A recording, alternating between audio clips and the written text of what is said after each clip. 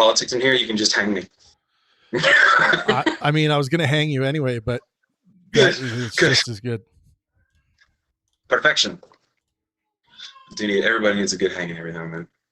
Oh, my beautiful son is home. Yay. Agian. My boy. Okay.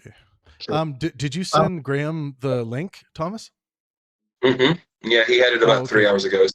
Still checking the email to see what he says. Okay, cool. I'm going to send you this. Are like the last minute. What?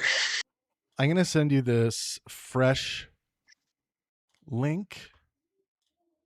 Yeah. Do we have anything hyper inappropriate in our DMs as of late? Can I risk opening this on the live stream? No, actually, I'll put it right here in the chat. There. Hyper inappropriate, probably. As opposed to opening up. I'm gonna go ahead and bet yes. Oh, it looks like Perry's joined us in the audience. I thought something was stinking. Oh my God! Jesus. If only we needed. He left. I love it. Oh my God! The propadiddle himself. Yeah, the propadiddle. The propadiddle. Oh, I can hear my. I sent him this 3 hours ago, so I'm not gonna pester him just yet. But like when it gets like 5 minutes, I'll be like, "Hey, you good?" So. Yeah, sounds good. He had to reschedule. He opened up this week specifically for me. So very nice, dude. Very nice, dude.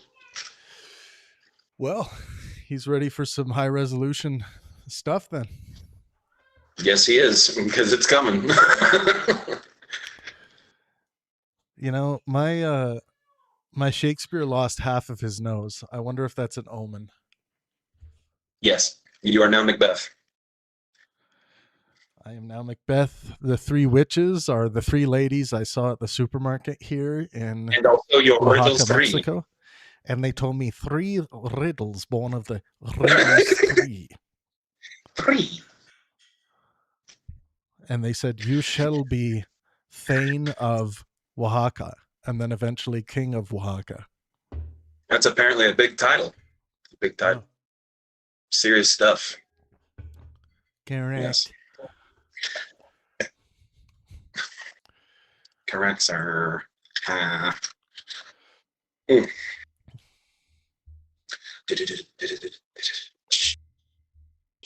I was curious. Someone invited me to a podcast. I'm going to go on their podcast, and they were like, and don't worry, I'll send you all of the questions beforehand. And I was like, please don't send me all of the questions beforehand. I mean, one of the most enjoyable things about the Dialectic is that I'm not really anticipating what's going to happen. Like if there's a general topic, sure, you can tell me that, we're going to be touching on your life or something like that, then whatever. I'm not going to be phobic to that. And then I asked them, how common is it for people to want all of the questions up front? And then they said it was very, very common. And I thought that was interesting. Well, I mean, I have my systems and my notes and everything that I've taken, but there are no specific questions. We're just going to explore. It's a free form. Yeah. Well, I'm curious of jumping into ethics as always when appropriate. My right-hand ethical man. We got this. Yeah. We fun.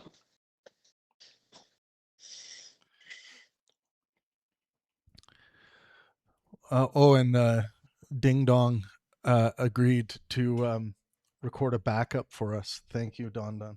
Ooh. Because slam that boy. There's a bit of a storm brewing out there, and I'm not fully on solar energy yet here. And this house tends to lose power a lot, so. You got fucking gremlins in the electrical work. It can only be gremlins. Don't get them wet. It is. It's gremlins. I know it is. When's the last time there was a good comedy horror movie like that? I mean, I don't follow the horror scene. I mean, like the 80s cheesiness, that kind of stuff. I don't think Chucky. That exists Chucky was like a comedy horror. It was also because they had like no budgets. Yeah, You know, there's you that in it there. had to be funny because if you tried to make it serious, people were just gonna Yeah, laugh. they'd be like, okay, come on. Perry said he can't hear Dick for some reason. I think it's on your end, Perry. Just Malfunctioning fix ears your shit. Oh, Don said he can't see or hear anything either. at all. Can Interesting. anyone hear anything?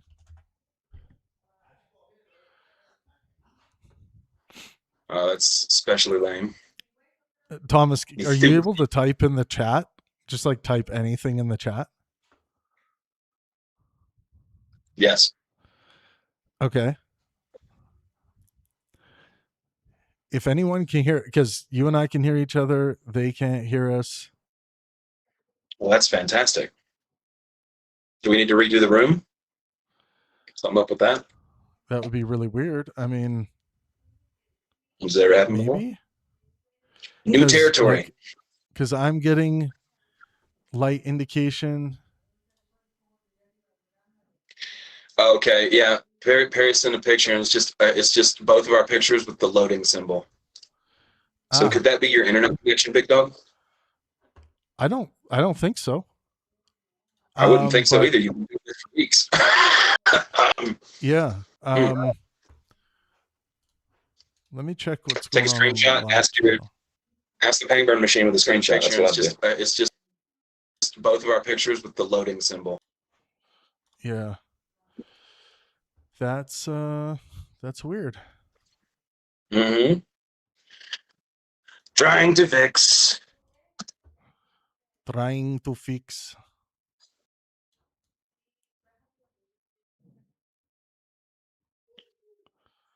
Yeah, Robin, if you could check Discord, that would be great.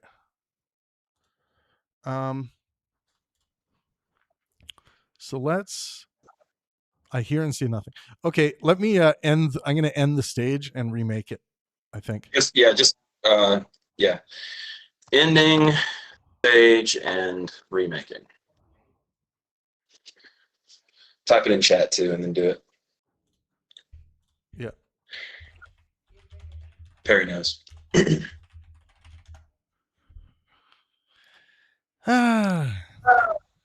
Technological.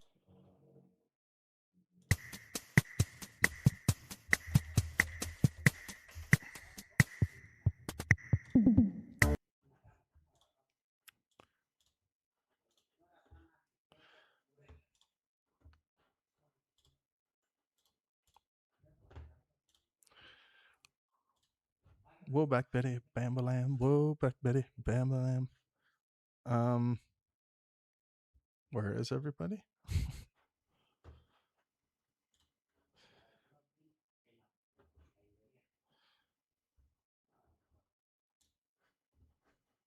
Robin, can you hear me down there? Can you let me know in the chat?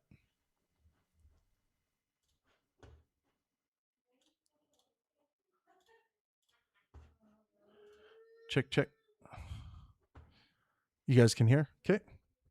Just waiting for Tommy T Tram Trimmy to join. Okay, great.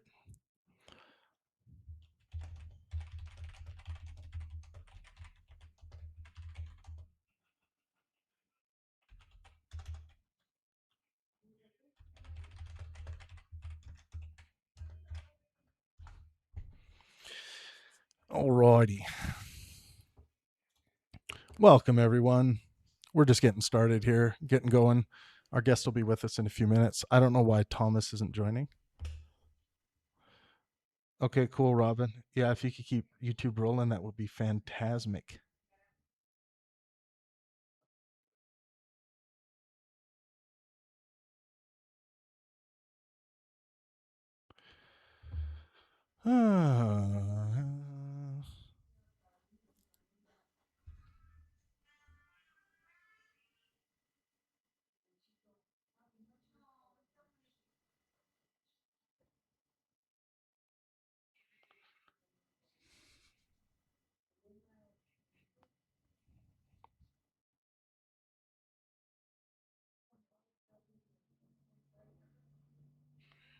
Do to dingy dooby dooby doo.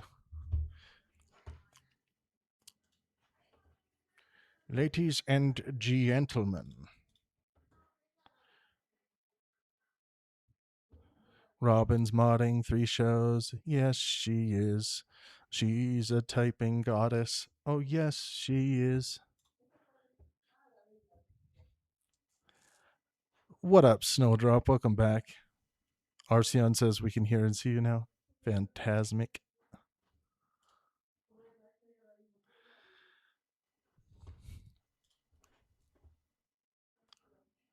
Timmy Tomlinson, Thomas Fandugelson. Did it work? They can hear us now. Yay! Fantastic. You were gone for like 14 billion hours. That's what I was trying to do. I was trying to make you worry. Did it work? I was just panicking like a fuck. Exactly. Someone says slight echo. Who are you getting echo from? Probably me. If I had to bet. Turn it down just a bit and redo the little. See if that fixes it. Doesn't matter. We'll be all right.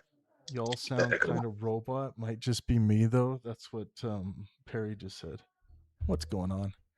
Let me listen to the. What the hell is going on? He hadn't hit me back yet, so we got time. Yeah, I think you guys are chilling. That one might have just been my data, so I think you're all right now. Load car. Get out of here. Get out of here. Ladies and gentlemen, let me adjust the size of this. There we go. Now we're better. Now we're cooking. Cooking with Crisco. Cooking with Crisco. That's all you need to do. I don't know that commercial. I'm just making shit up. You don't know that commercial. Riddles 3. I only know Riddle 7. Riddles 17. Oh, you know what? Oh no, you guys are hearing my correct microphone, so it should be fine. Let me just listen to the YouTube stream here. Okay, I sent him a message just telling him, take your time. If you have any issues, hit me up. As always, the academics are not computer scientists, so philosophers anyway. Well, if we can get Michio Kaku on here, we can get anyone on here. That is true. Oh my God, I can't even imagine. He did it in the end. I guess all he saw was equations. That was the problem. Yeah. Yeah. When we physicists get a Discord invite, we don't see the Discord invite. We just see equations. We just see equations. Sure. Cool. All right. Got you.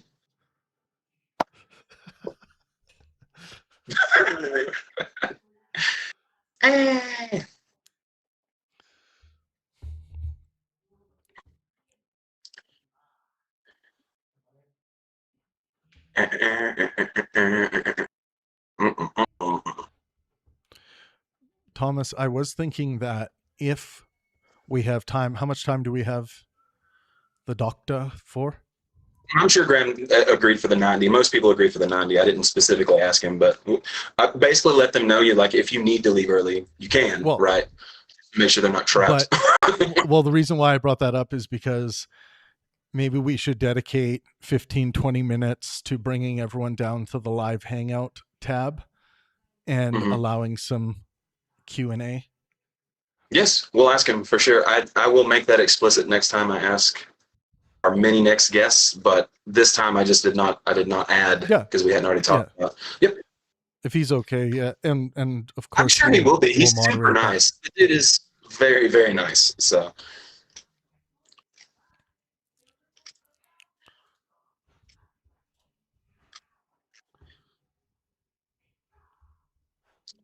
by the way, for the record, Graham Oppy scores a whopping 9 out of 10 on the Pangburn Virtue scorecard. There's a reason why I sent an email to him. Yeah. He is awesome. 9.7, an A+ for fallibilism. I rarely see people score an A+ for fallibilism, which is pretty cool. Yep. There's a reason why most theists on the planet fear this man. in a very healthy, good way, right? Like William Lane Craig has said, he is one of the most formidable people against theism on the planet. Mm-hmm. So that's exciting. Are there other people besides Craig as well? But he's one. I think it's about time Graham Oppy made his Pangburn stage debut. I think you know who I was thinking? Him and Glenn Scrivener. I don't think it's happened. Oh my God, that'd be amazing. Glenn is a genius. Oh, that'd be so good. Yeah. I think that would be brilliant. Oh, that would be so good. Oh my gosh, yeah, that'd be wonderful. So Glenn's going to be. Now, I don't know how well he is on biblical stuff. Well, I think it can just be. I think it can just be a classic dialectic on the existence of God, like God and morality. You know, I think those tapping those two things would be great. Yep. I know Glenn would be down, and he's already going to be overseas in the U.S. in February. So, hell yeah. Booking that one together, perhaps another New York date. I did show you the email, so I'm pretty sure we have the time right, but I haven't heard back from him. So. No, you were right. Yeah. Okay. If he stands us up, it's 16-hour Australian difference. It's your umpire outfit. If he stands us up, he was just too scared for you to give him strike 3. Yeah. I should just come on with full hockey gear one episode. Dude, why not? Make no mention of it. Have the full hockey helmet on. I'll have my mouth guard in, so it'll be hard for people to hear what I'm saying. Yes, perfect. You know, all of it. I don't know why you haven't already. And if anyone's asking, what would be the point of that? Call Samuel Beckett and ask him what the point of anything is. Precisely. Oh, we got Mr. Wesley Curry in the chat. Remember Wes, the guy who would argue for God's existence and anything to do with God? Do you remember him, Thomas? Wes? Vaguely, yes. Oh, wait. Omnibar? Yes, Omnibar. Yes. Wes. Yes. Wes. Yes. On calling with us a lot. Yeah. I remember back in the day. Musician. Into the Omnibar thing. I'm just asking him on YouTube because I'm curious. So good, yeah. Oh, him, yeah. Graham! Do this. Say to me what you're doing. I'm having trouble getting into Discord. Well, what do you know? Discord sucks. Couldn't have predicted that one from 10 miles away. Perhaps you can resend the link. Give me the link, Trev. Yep. I made one from the top, from the main place, and did, forever, whatever the hell, you know the stuff. Yeah. Let me just do this. You better. I'm going to give you the freshest. I'm going to give you the freshest link. Ooh, fresh. Thomas, just so I don't open our DM, because I have Discord live, it's just in the chat there. See the chat? Yeah. Okay. Yes. So I just copy that because I'm Discord a moron. So just copy that text and send it. Okay. Yes. Yes. I'm gonna force you to use Buddy. I'm gonna force you to use Buddy just to tech train you. I know. I had to do that with so much bullshit already, like trying to figure out on my tablet why like the Wi-Fi was disconnecting for like 4 hours. No. No. God, you want to talk about grinding my teeth? Ugh. All right. Yeah. Grind it, boy. I'm going to make that a little bigger. That should look a little nicer. Little by little, we improve here. Yeah.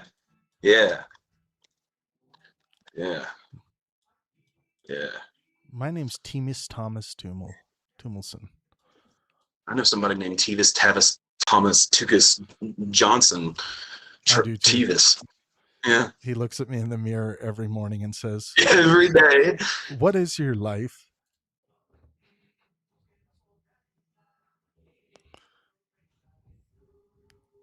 We lost Thomas Panter. Fantastic.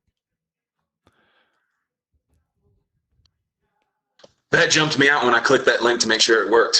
What a genius I am. Professional, always. I love it. I'm so messy.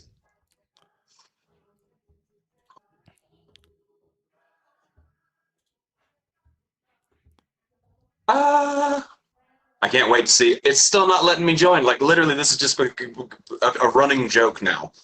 It says Graham joined. Okay. I see Graham. You don't have access to this link.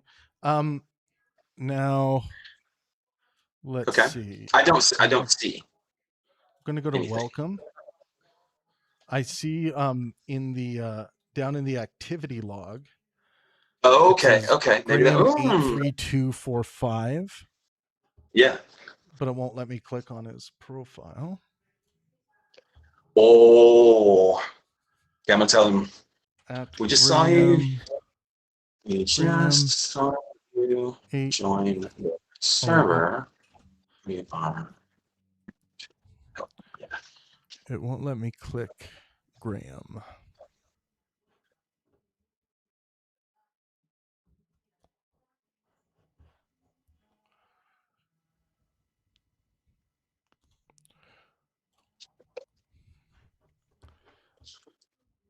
Okay. Just let him know we saw him join the server.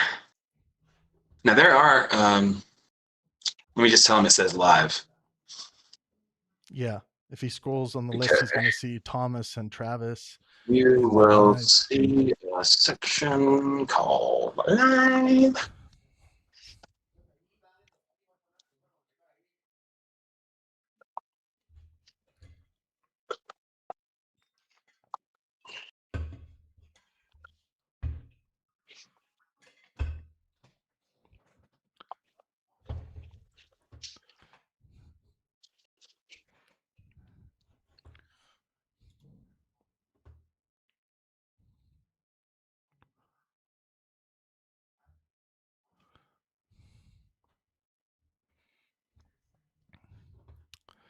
Moana.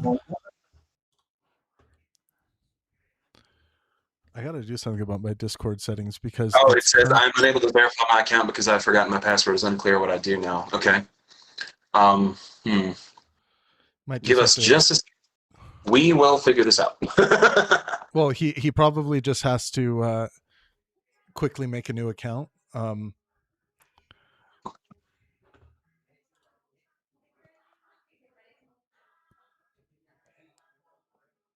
Let me just say, would it be too much of an imposition to make a new account?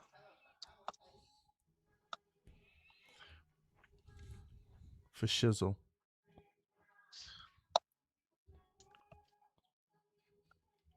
Because it's weird. I see Graham joined.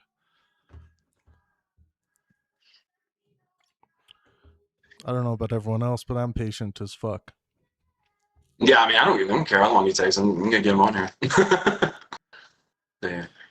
Actually, Anka said, what if Graham is hiding in the audience? He stole one of our avatars and name. The funniest thing about that is when we did it to Niv, we all took Niv's profile pic and we all changed our name to Nivik. And there was like 30 of us in the room, all with it. And we were like, Niv, get in here. This is such a great discussion. Too good. And then I think he was like, oh, so you all want to be me.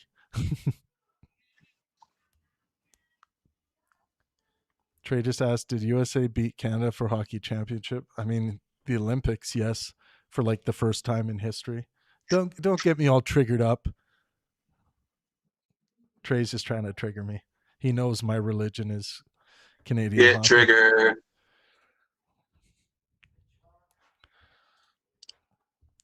Technology, man. Come on back. Yeah. I think Discord needs to have like a guest button, like for stuff like this. Maybe I should write a letter in and be like, we would love to keep using this, but just have like a thing I send all philosophers that have not used Discord or have old accounts. Well, what we used to do, actually, what Felicia used to do, and we could maybe start doing this again, is give access to a guest account. Like we set up a guest account and they all have access. It has the same password for everyone. And that worked. The only thing is when they do first attempt to log in, it will send whoever's signed that account up a verification email. So you have to verify. So. Yes. Good Lord.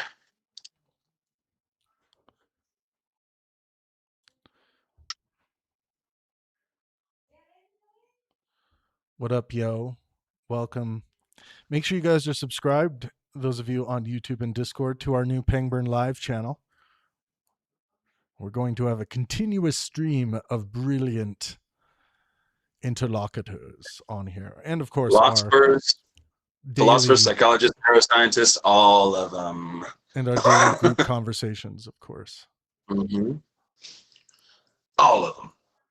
Where you can catch me just beating down on Trey constantly every night. That is what we like to do all the time. Just love it.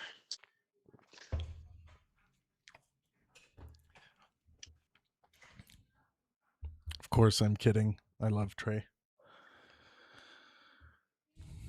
I just love, bro. Miracles are real. USA beat Russia and Canada in hockey. Ugh. Yes, they did.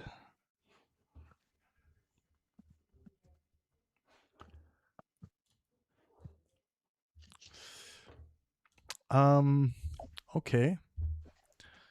Mm-hmm.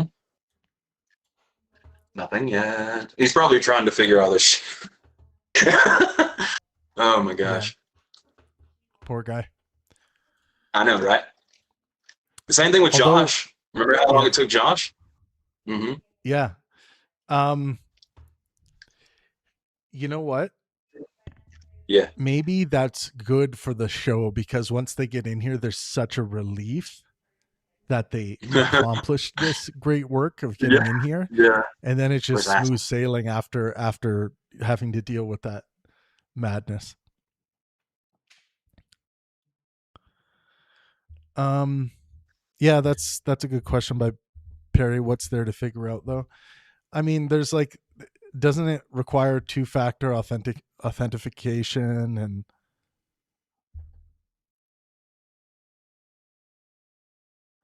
oh my God. Arceon says it's okay, Canada, you may have lost, but we still love you. You're like our little brother. Oh, fuck. Destroy me now.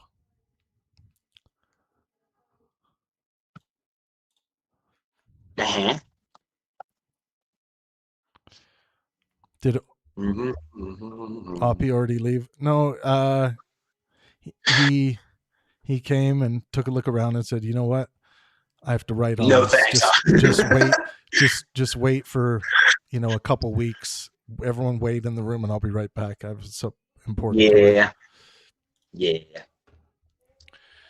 No, he's trying to get into Discord. The fun times that we always have with Discord. So good. Love it. Wait, Discord, umbilical cord. There's something there. Keep rapping. You good at it. Cord, Ford, store, yo.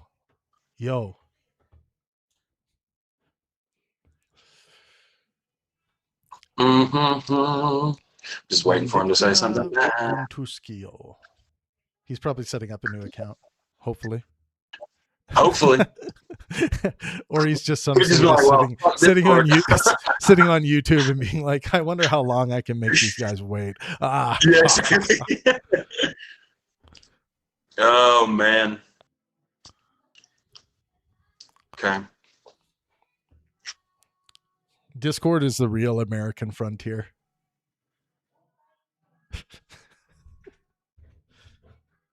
Discord is real life. Suck on that one. Did any of you break my my Shakespeare, because he's like right down the center of his nose. Okay, Graham's there. We just need to invite Graham to speak. We're going to invite you to speak, Graham. You should have an invite. Invite to speak. And you just have to click accept. Sorry about the technical difficulties. It's all good. Thomas, can you try inviting to speak? Yes, I can. Invite to speak. It didn't put the little thing over his name, so I'm not sure why it didn't do that.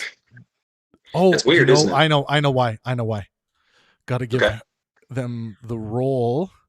Ah, yes. And also right. server. Yeah. So now it should work. Got it. Right? Thank you so much, Graham.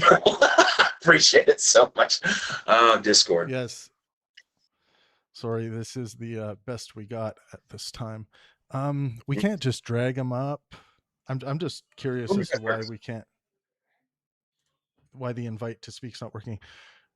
I wonder if Graham has to leave and come back. Let's not do that. We want to make him do as little as possible. Yeah. Let's see. You gave him the role, right? Okay. Yeah, I gave him the role. I'll give him my role. Give him everything. Give him all the roles and see if it works. Give him a judge role. There you go. Fantastic. He's a judge now. Yeah. I mean, we really appreciate the patience. Is it going to allow me to move Graham down to another tab and drag him back in? No, that's because awesome. we're in a stage. Right. So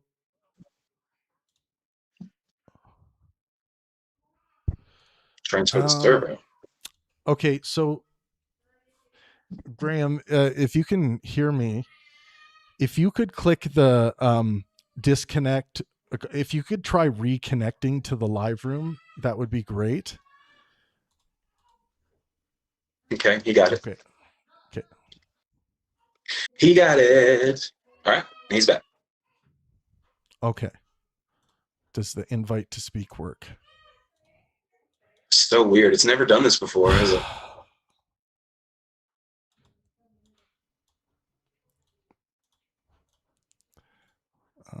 Give him a jelly roll. He literally has all the roles. Mm-hmm. He has all the speaking permissions.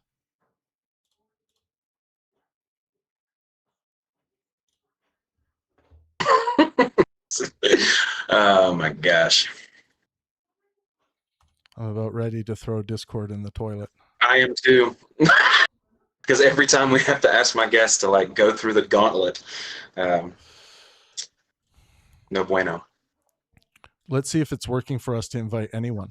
Okay, yeah, I can invite Don. I can invite Perry, but that's who we do not want. We want Graham. Okay, let's see. We'll figure it out. Hold strong. How do I like bypass this?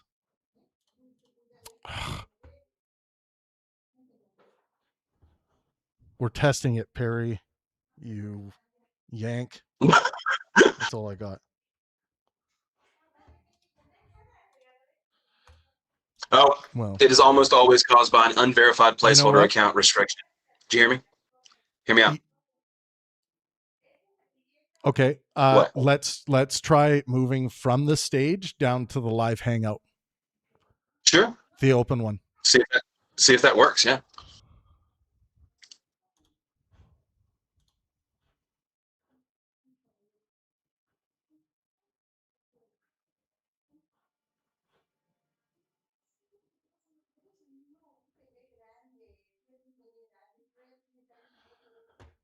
Hello, Graham.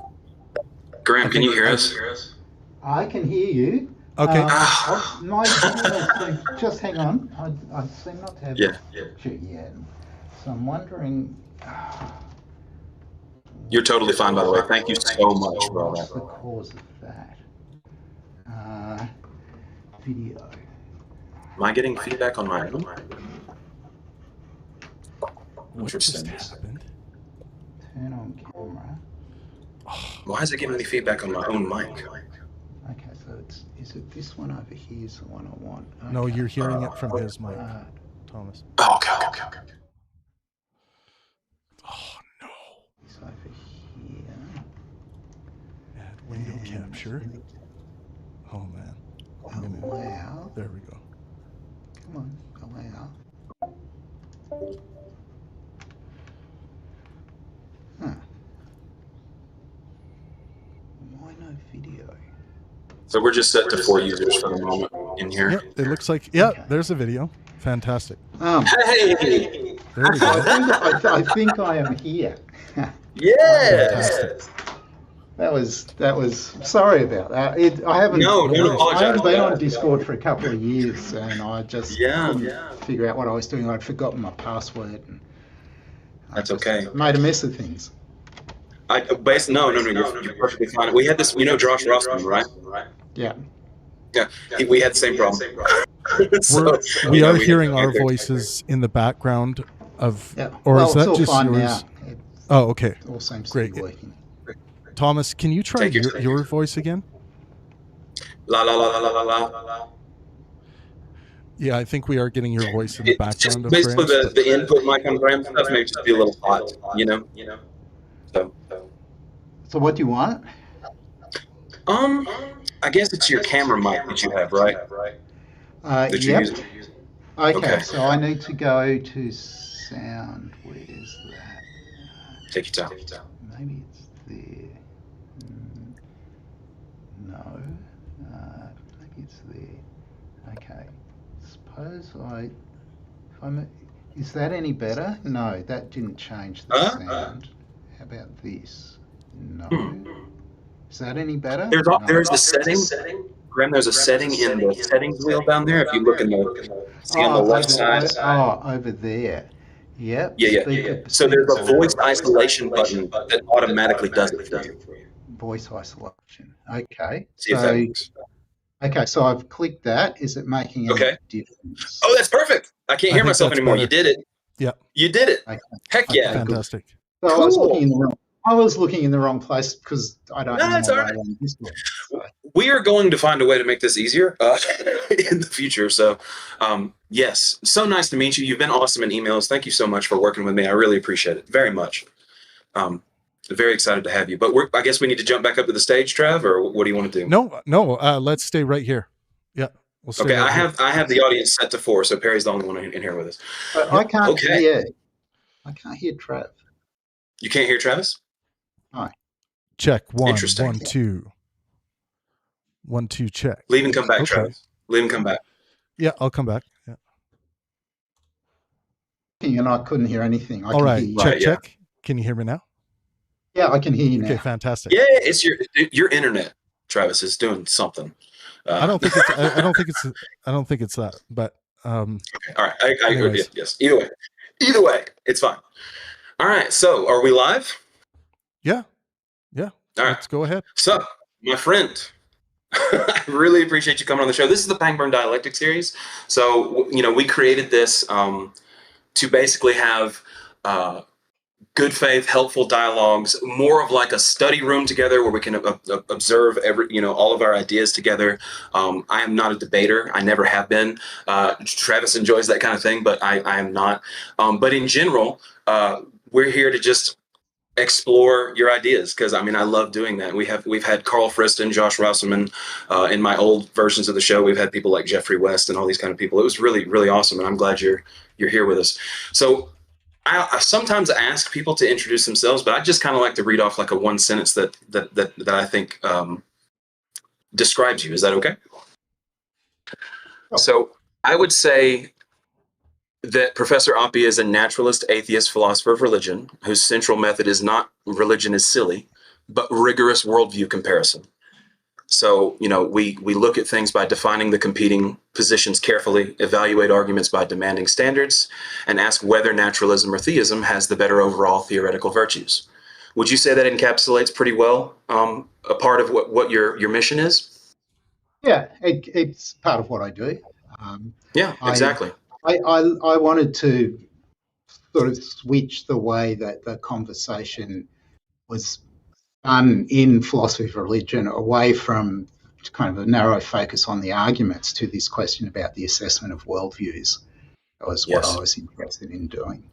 Yes, and I think that's brilliant, because one thing that I appreciate is that you defend atheism while also resisting cheap triumphalism. Triumphantalism. I hate that word, is so hard for me to say, about the whole debate. From what I've studied of your work, it seems as though you think reasonable theist, atheist, agnostic, and innocence, those arguments persist even after serious argument, And so I guess we can just start generally, because I have so many things I want to talk about and go over. Generally, just where we can just jump straight in. I'd like, what do you think the philosophy of religion is actually doing if the best arguments rarely force conversion or agreement? So I think the most important thing is to improve understanding on all sides. So the way that you understand the positions other than your own is by talking to good people who hold those views, whatever they are. And the goal of getting everybody to agree with you, whoever you are, seems to me it's not just that it isn't feasible given the way the world is, but it's not a goal worth aiming for. If you look at philosophy more broadly and you look at philosophy of religion, it's always been that, except in circumstances where the gun and the sword determine otherwise, there's always been this huge range of opinion. And that's just not likely to change, in my view. So that means it makes sense to look for an alternative goal for the conversations that we have. I think that the conversations can float all boats. Everybody can improve their view by talking to other people who disagree with them. Yes, that's beautiful. I agree. So I actually, basically, theistic arguments fail to rationally compel non-theists. Atheistic arguments fail to rationally compel theists, and the reasonable disagreement remains live, and that's important. I love how you brought that up. I think that's brilliant. Another idea that most people the nomenclature of atheism, right? People, I'm sure, have tried to slap you with, atheism is not the claim. So just to go over Professor Oppy's claims as best I know them, atheism is the claim that there are no gods. Theism is the claim that there is at least one God. Agnosticism is the suspension of judgment on whether there is at least one God, and innocence is the absence of acquaintance with the claim that there is at least one God. Now, I find this very coherent, and I want to work within your definitions, but just to explain to the audience, most of the atheistic community, especially the celebrity atheist types, like to try to smuggle agnosticism into the definition of atheism. And I would say that if we are making an atheistic claim, then that would mean that we believe currently that there are no gods. My statement is usually, I am not currently convinced of any deities that exist, therefore I believe in no gods as humanity has defined them as such. Does that sound pretty steel manning your position? That's pretty accurate. I don't really care how we use the words. You can, like, philosophers often make stipulative definitions where claims are contested so that we all use the words the same way, and then we don't talk past each other, and we don't think that we're making mileage out of a particular way of using the words. I think that the way that I use the words is just the way that professional philosophers pretty much all do. I agree. That usage is well established in that community. If other people use the words differently, that's fine. But then somebody has to do some translating to make sure that we're all using the words in the same way, because otherwise we'll just get confused. It's I just wanted to say it's nice to meet you, Graham. I've been a fan of your work, and I really appreciate your focus on the dialectic itself in a movement of conversation that has really suffered with like what I would say is a lack of good faith and helpfulness as a necessary constraint on the dialectic in the atheism versus religion domain. I'm Travis Pangburn, by the way, and for the past 10 years, I've been looking deeply at where I think these conversations fail, and where the the more formal debate approach that we've seen for so long, where that formalized debate approach, I think, robs some of the humanity out of the dialectic. And I think it's important to have discernible, articulable minimum requirements for fruitful dialectic that are brought into conversations, especially conversations that call for an honesty and sincerity of intention, and a willingness to assist your interlocutor. So it sounds like we have united goals on that front, and for the past 10 years I've tried to enact those principles on the Pangburn stage, and try to put forth something what I think is a little more human, a little more high resolution than what we typically see on the stage. And one of the ways I see doing that is putting the onus of moderation on the shoulders of the interlocutors. I think there's a real problem in robbing that responsibility from high end academics. I think at a certain point,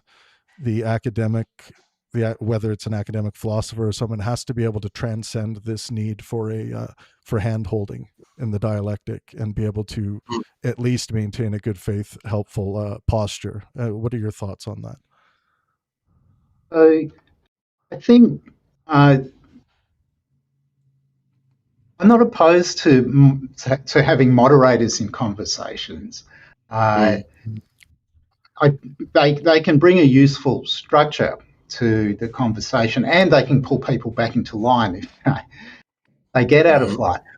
But it is perfectly possible, and does happen more these days than it used to, that you'll get philosophers who disagree, whether they're atheist, agnostic, theist, and have quite interesting and respectful conversations online. So you can find plenty of examples of this on YouTube now, whereas I think when I started out, over a decade ago, there was a lot less than there is now. I think one of the things I worry about, though, with the moderator is that we tend to get robbed of the very important public examples of the dialectic falling apart. Everyone has this idea that, like, what the dialectic should, like, what we want is error correction on the fly, as though it's better to have those errors edited out, as opposed to seeing the humanity of becoming error ridden in the dialectic, and then watching the interlocutors fight to get it back. I just think that lesson is not given enough weight. And one of the things I think that gets in the way of that is this idea that a moderator needs to be the one to do that, as though somehow that weight and responsibility should be transferred on to into like a third wall or a fourth wall of the conversation. But yeah, so that seems fine to me. I mean, a slightly tangential issue is the kind of editing of what gets said when things are going to be transferred to YouTube. I prefer, for all the times when I stuff up, I prefer for them to still be there, so people can see that aspect of the conversation as well, where I suddenly think, oh no, I shouldn't have said that. I want to take that back. I want to say something. I agree. Yeah.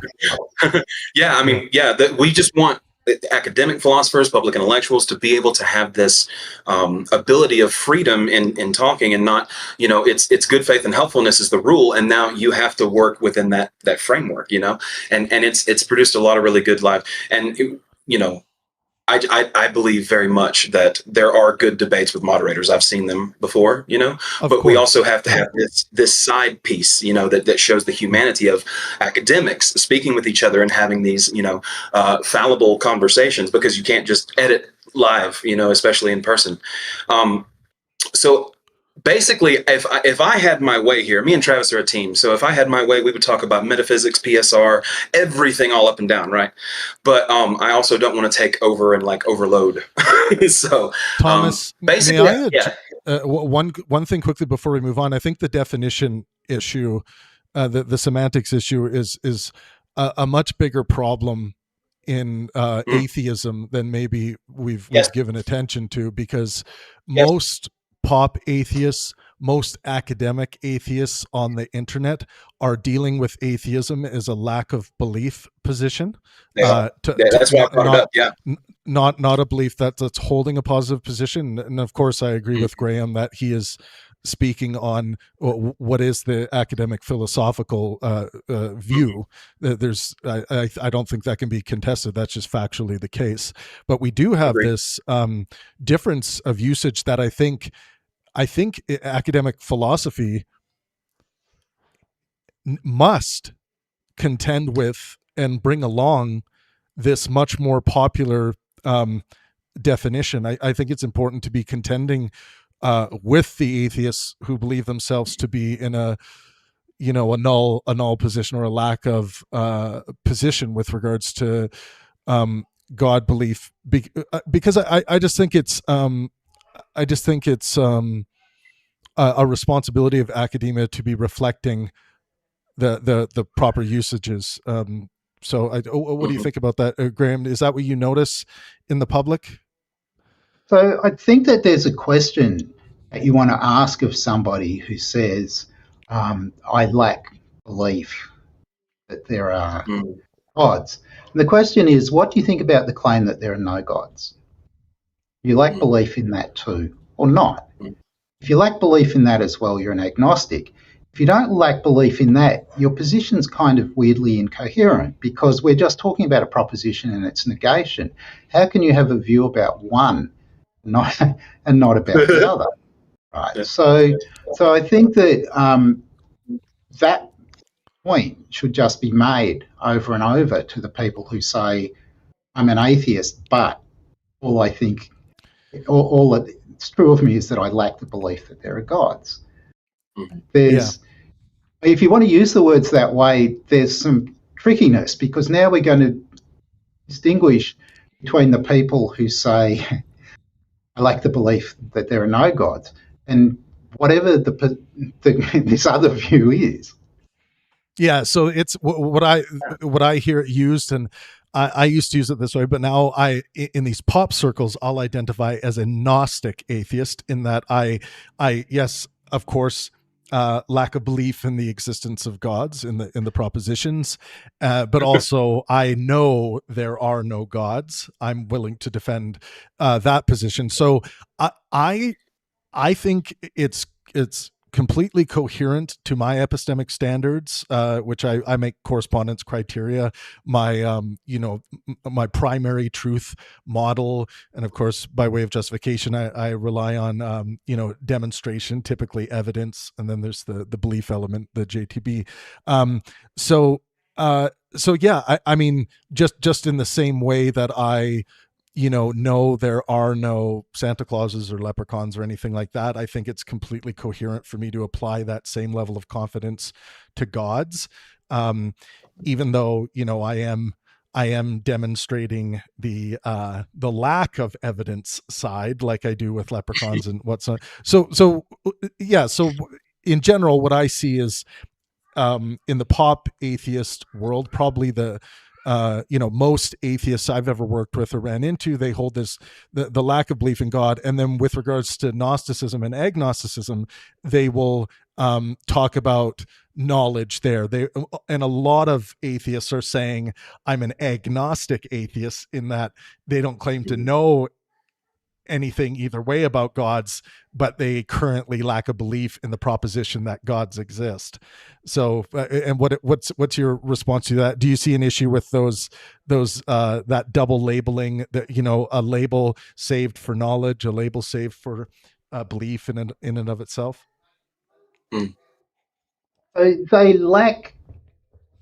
claim that they lack the belief that there are gods, but they also lack the belief that there are no gods, so they're a sort of atheistic, theistic, agnostic. They lack. Yeah. They are agnostic to whether or not they know gods exist. That's the way that they would describe it. Yeah. But that's symmetrical between the two propositions, that there are gods and that there are no gods. And atheism is not a position that's, it's opposed to theism, right? Mm-hmm. So you can't characterize it in that symmetrical way. At least that's how it seems to me. It breaks, it does break. So I think we three agree that, atheism as a belief, not mere non-belief, right? And so the next best place to carry the conversation that I would think is that naturalism as the best full worldview. We talked earlier about how we examine full worldviews, not just claims in isolation. And so there are many things I want to go into, but I guess I need to ask, I did look into your work quite a bit and I love it. But all three of us hold to methodological naturalism, right? Are you a metaphysical naturalist? Sometimes called philosophical naturalism? The answer to that is I think of naturalism as a claim. So it's not a worldview, it's just a claim about the causal order, that there are only natural causes. And I think of that as a metaphysical claim. That's not something that's given to you by science. It's not something that's really given to you as a methodological claim about reality in general. Of course, when we restrict our view to science, methodologically, we think that there are only the causes within the natural world. Yes, of course. So my naturalism has a kind of metaphysical component, but it also has a methodological component. Right. If you want to know what the causal entities and causal properties are, science is the touchstone. Science tells you what causal properties there are. Note that there might be a whole lot more to your worldview that isn't about causation, stuff about values, for example. And naturalists can have all kinds of different views about that. In my opinion, that's just the kind of whether they're abstract objects. There's a whole lot of questions which are just in-house disputes for naturalists that I think about it. A naturalistic worldview is one that says it's just natural causes, natural causal properties. And then there's all this other stuff in there, and naturalists just disagree about lots of it. But what will be in there centrally is whatever's settled science is just going to be in there. And that's where that's the methodological aspect. Yeah, and I like the way you layered that, because we are talking about, if we're talking about, metaphysics, metaphilosophy, we're talking about naturalism as the overview, and then we can jump down to things like physicalism and ontologies, and then go all the way down to methodological naturalism and science. And I think that's a good way, if I'm steelmanning you properly. But yeah, I like to. So I have my own philosophical systems, and I obviously taken from academia. This is my combinations of them, but I look at naturalism as obviously most likely the case. And I love your simplicity arguments and all these things, parsimony and everything else, and we can get into that. But just in general, I guess I kind of want to jump to something about how you think about naturalism, because we have to talk about the principle of sufficient reason. I did notice that you are kind of your deflationary PSR naturalism, right? Because it seems as though a lot of really good positions in philosophy today are trying to use like restricted PSR, to where we're not trying to jump into the outside of the natural world order to have these what are they called? The best term for it, demand for an explanation. You know what I mean? So do you hold to full-on epistemic deflation on this in terms of principle of sufficient reason? Okay, so what do I think about the principle of sufficient reason? I want to start by saying that my kind of hunch is that there's causal indeterminism. The causal order is not deterministic. There are places where you've got a cause, it has an effect, but we could have had any of a number of different effects. We got this one, but we could have had one of the others. And there's nothing that explains why we got this particular effect rather than one of the others. Right, that pattern, I think you see in quantum mechanics. You might also see it in the macroscopic world. For example, when we make choices, maybe some of those are just deterministic in this way as well. So whatever principle of sufficient reason you're going to have, it's going to be consistent with there are these contrastive things that have no explanation. Why we got this rather than that out of this cause, if it's an indeterministic cause, isn't going to have an explanation. Yeah. I think that you can have a view where that's the only kind of thing that doesn't have explanation. So everything needs to make a distinction between views on which we suppose that the causal order has a beginning and that it doesn't. Yeah. So if there are initial causes, things that are not preceded by earlier causes, they can't have causal explanation. So if you're going to have a causal principle, if you're thinking of your explanatory principle as causal, those things won't have a causal explanation, just as what comes out of an indeterministic cause doesn't have a causal explanation. Yeah. You might think that there are, if we're thinking that there's first causes, there's just no explanation. That's one way you could go. And then that means that would be an extra case that you set outside the scope of your principle of sufficient reason. Or you might say it's necessary. That stuff, initial stuff, brute contingency, yeah. And now we explain why it occurs by saying that it's necessary, and we add that necessary things don't need explanation. So, right, that's not an exception to your principle of sufficient reason now.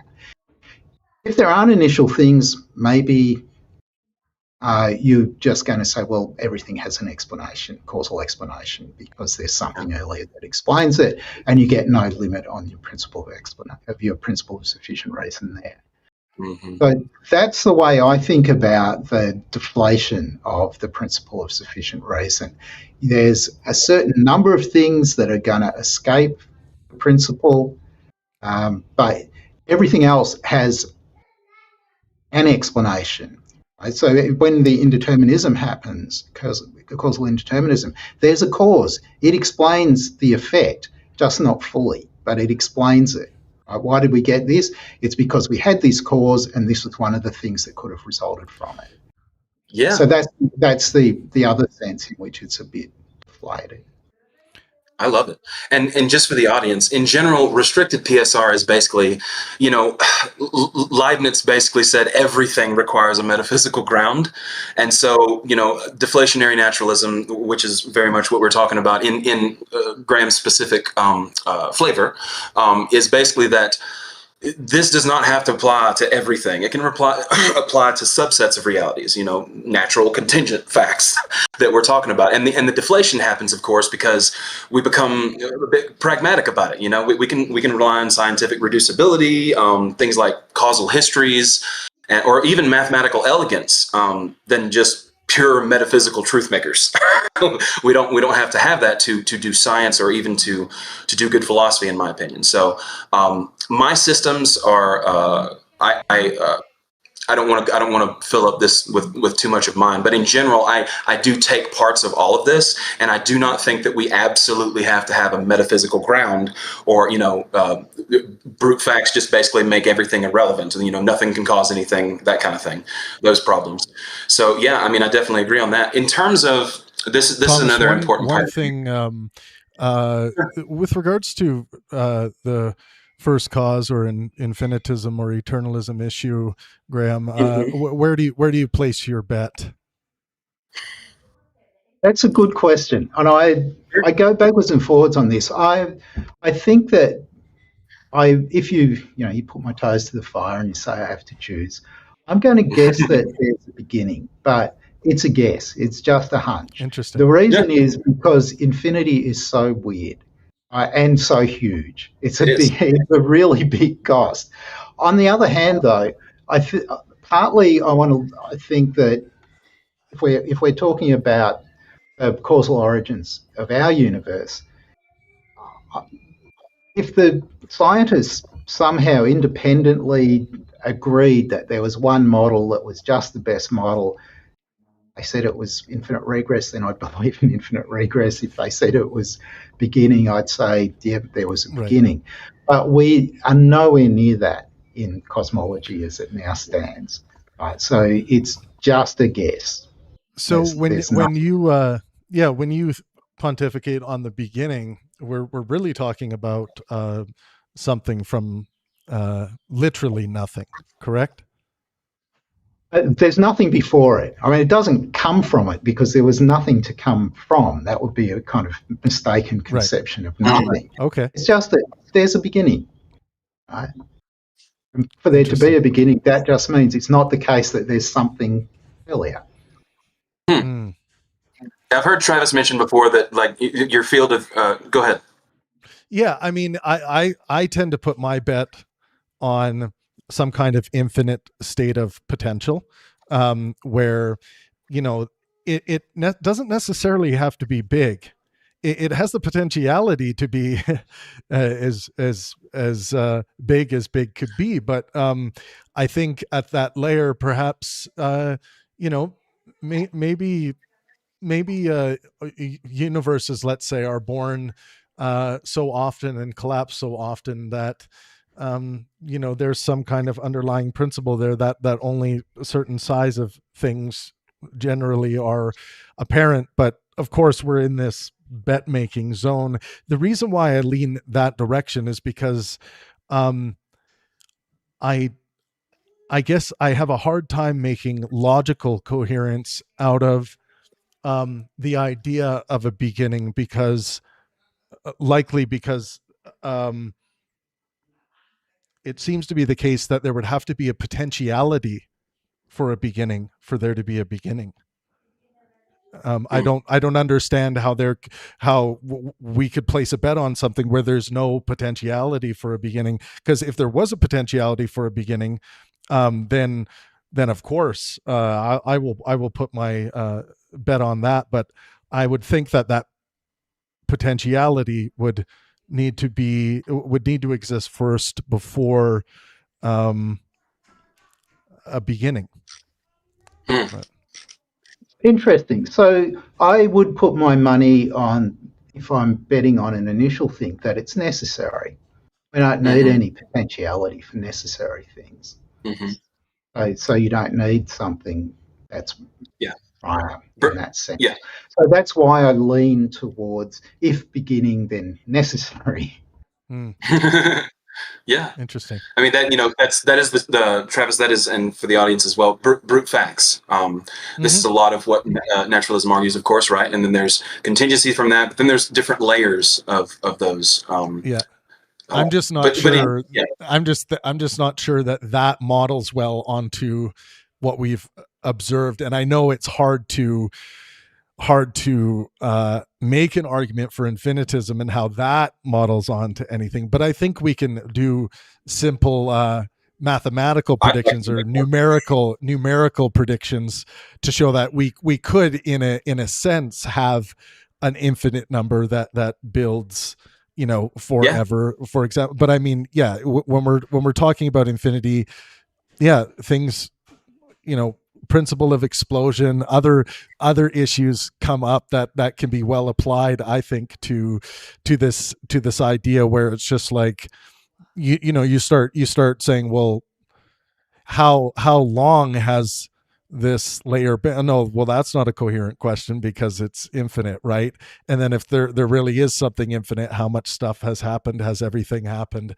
There are some scary questions that pop up that also challenge classical logic. So that's why I brought up PSR a minute ago, is because if brute facts are permitted, you know, we had to ask Graham how much PSR remains, you know, and he went over that very elegantly and beautifully. So I mean, it does fall to, you know, brute fact naturalism, and then you necessary law naturalism, all these different layers of it.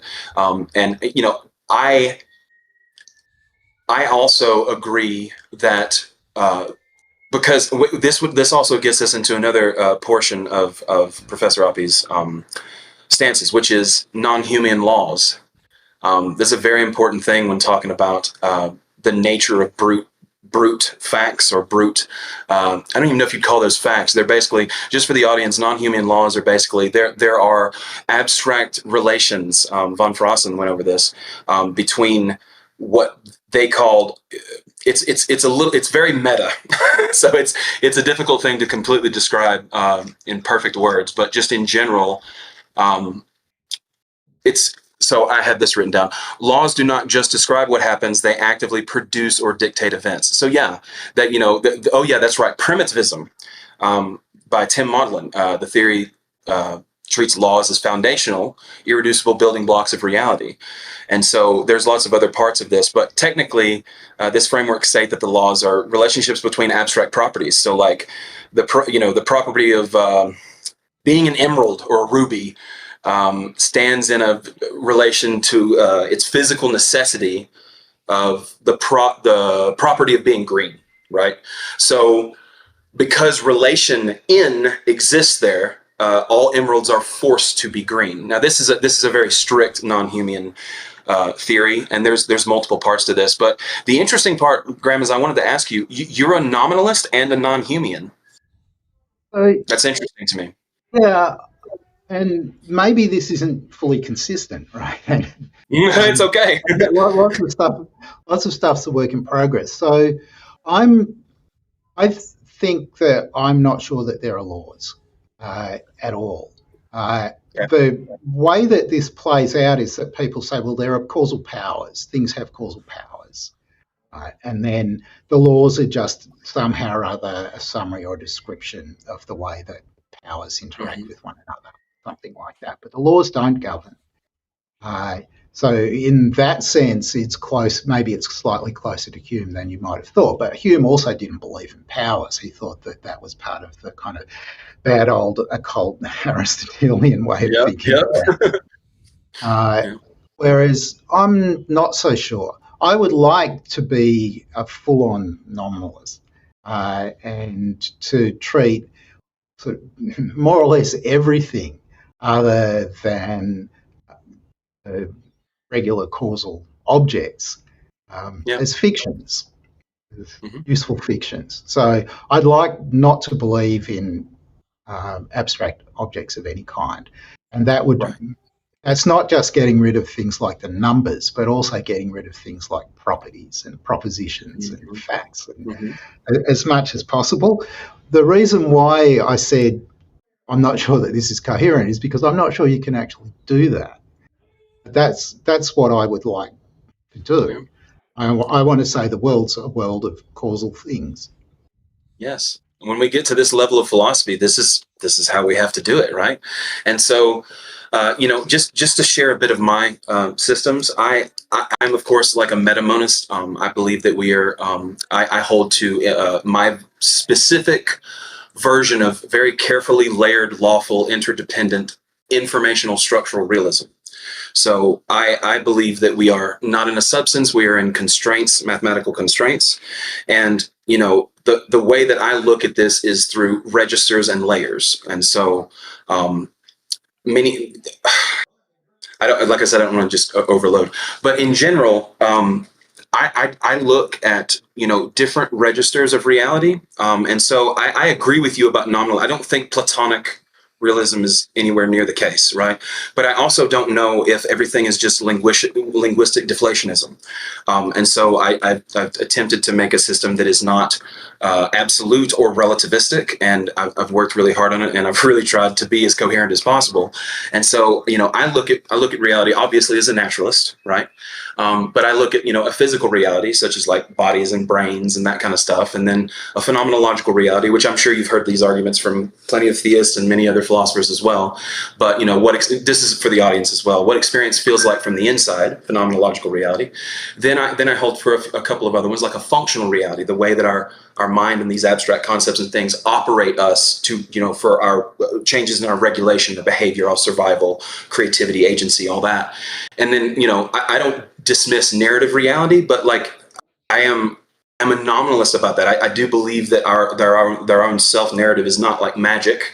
It can be specifically based on things that we have lived in our lives. It's symbolism. And I think this organizes our ability to understand our own agency.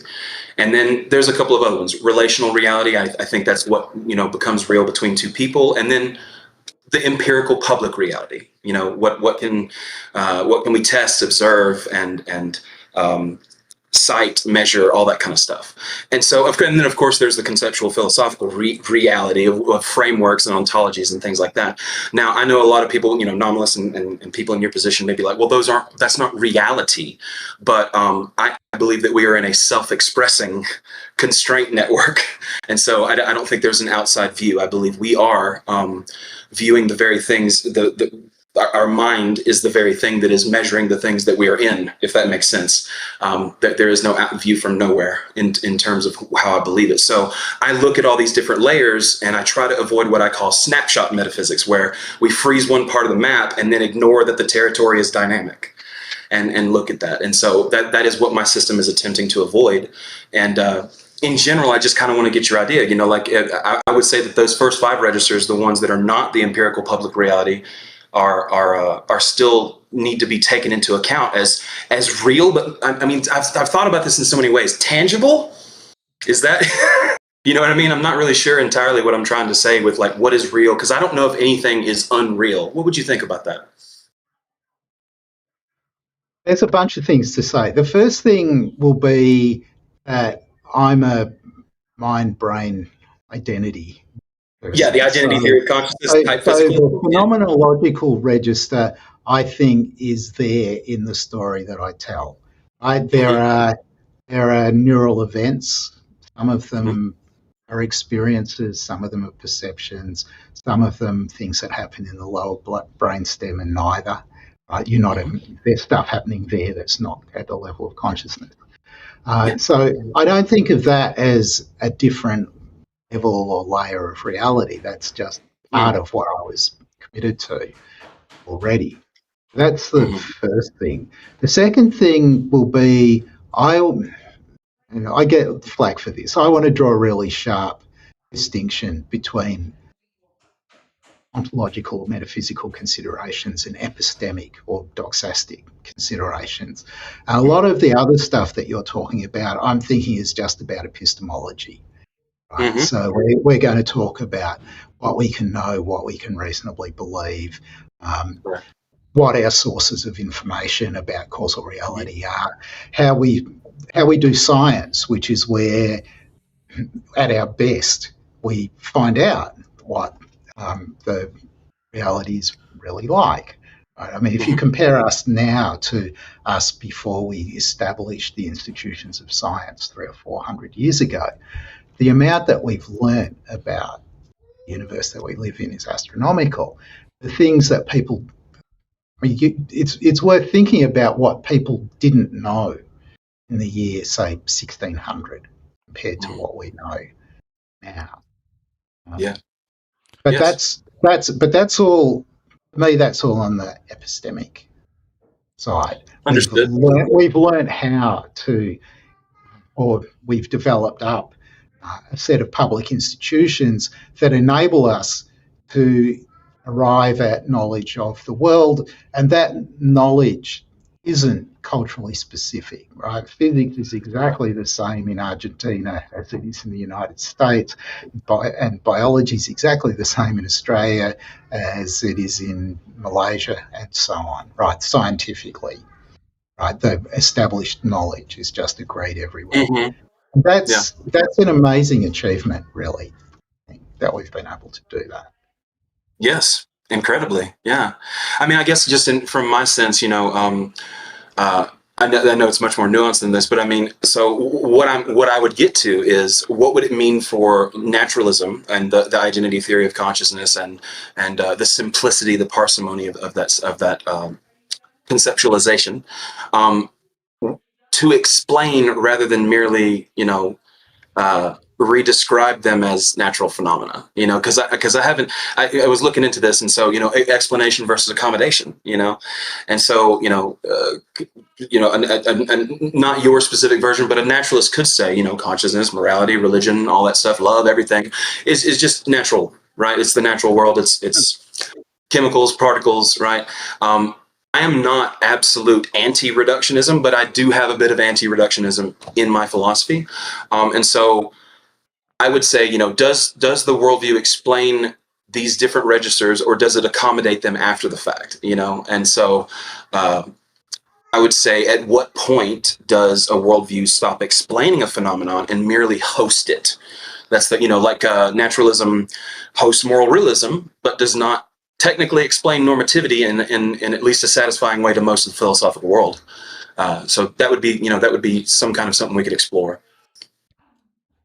Right. So I want to say that the mind-brain identity theory is explanatory. Right? That's not just a description, but when it comes to moral realism, which I'm tentatively inclined to endorse, I'm tentatively inclined to say that there are necessary moral truths, there it really is more like accommodation, you might say. I think that there's a bunch of domains where we have objectivity without objects. So I think arithmetic's like that. I don't think there are numbers, but I think that it's just necessarily true that 2 and 2 are 4.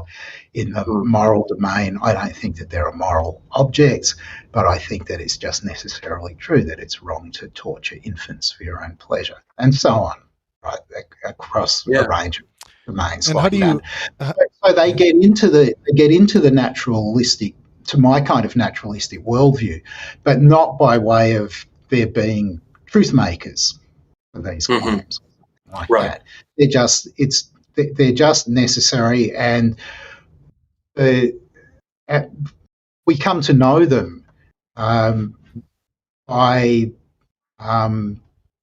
in a range of different ways, but it's not by encountering the objects. Very few people have thought we found out the arithmetical truth by contemplating the numbers laid up in Platonic heaven. Most people thought we don't have causal access to them. We can't contemplate them. And so I agree that the epistemology of mathematics and morality and so on is quite complicated, but that's everybody's problem. It's not just the naturalist's problem. Right. The moral realist, the moral realist position. I'm curious about. Would you consider yourself a Humean sentimentalist in the sense of like our values are fundamentally born of our feelings or sentiments?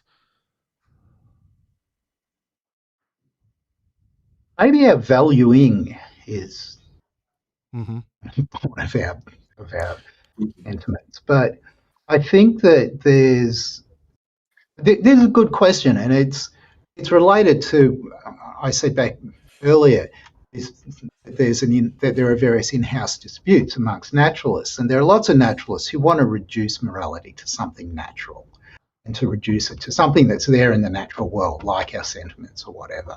Right. I'm inclined not to like those approaches, but I certainly don't have knockdown objections, and I don't think that. The other thing that I said just before is important. Morality is everybody's problem, as is mathematics. They're very hard to give a satisfying metaphysical account of. Yeah, I guess I hear you use language like you don't like almost the feeling of morally anti-real picture because it seems terrifying, and I think it is terrifying. It's just the difference is I think that as human beings we all go through that same feeling when we're kind of looking to that foundational layer that is giving rise to our differing moral opinions. And I think there are things biologically, objectively true about us in that it seems like the well-functioning human anatomy includes some kind of empathy drive that born out of that, we get some things that really do feel like moral truths, like the idea that, torturing a child for your own pleasure is bad and wrongful. I think there's almost nothing that's more common in the human experience than believing that moral truth. However, I don't think that does solve that true Humean gap there. The Izot gap. Because I feel like at the end of the day, as much as we list the facts available, the trajectories available, we do have to put our sentimental flag in the ground at some point and say, no, this is wrong. Like for example, if we come across an African tribe, which I've seen a few that practice child sex torture as a way of initiating young females into the world of sex when they have their first period by way of the tribe leader. It's very easy for me as a moral well-beingist to look at that and say, damn it, that is wrong, and that is a humanitarian crisis, and we have to do something about that. Just like I think it would be for a moral realist, and a moral realist is going to say, yeah, I agree with you. Let's do something about this because this is obviously wrong. And then I would agree, yes, it's obviously wrong based on how I feel about this.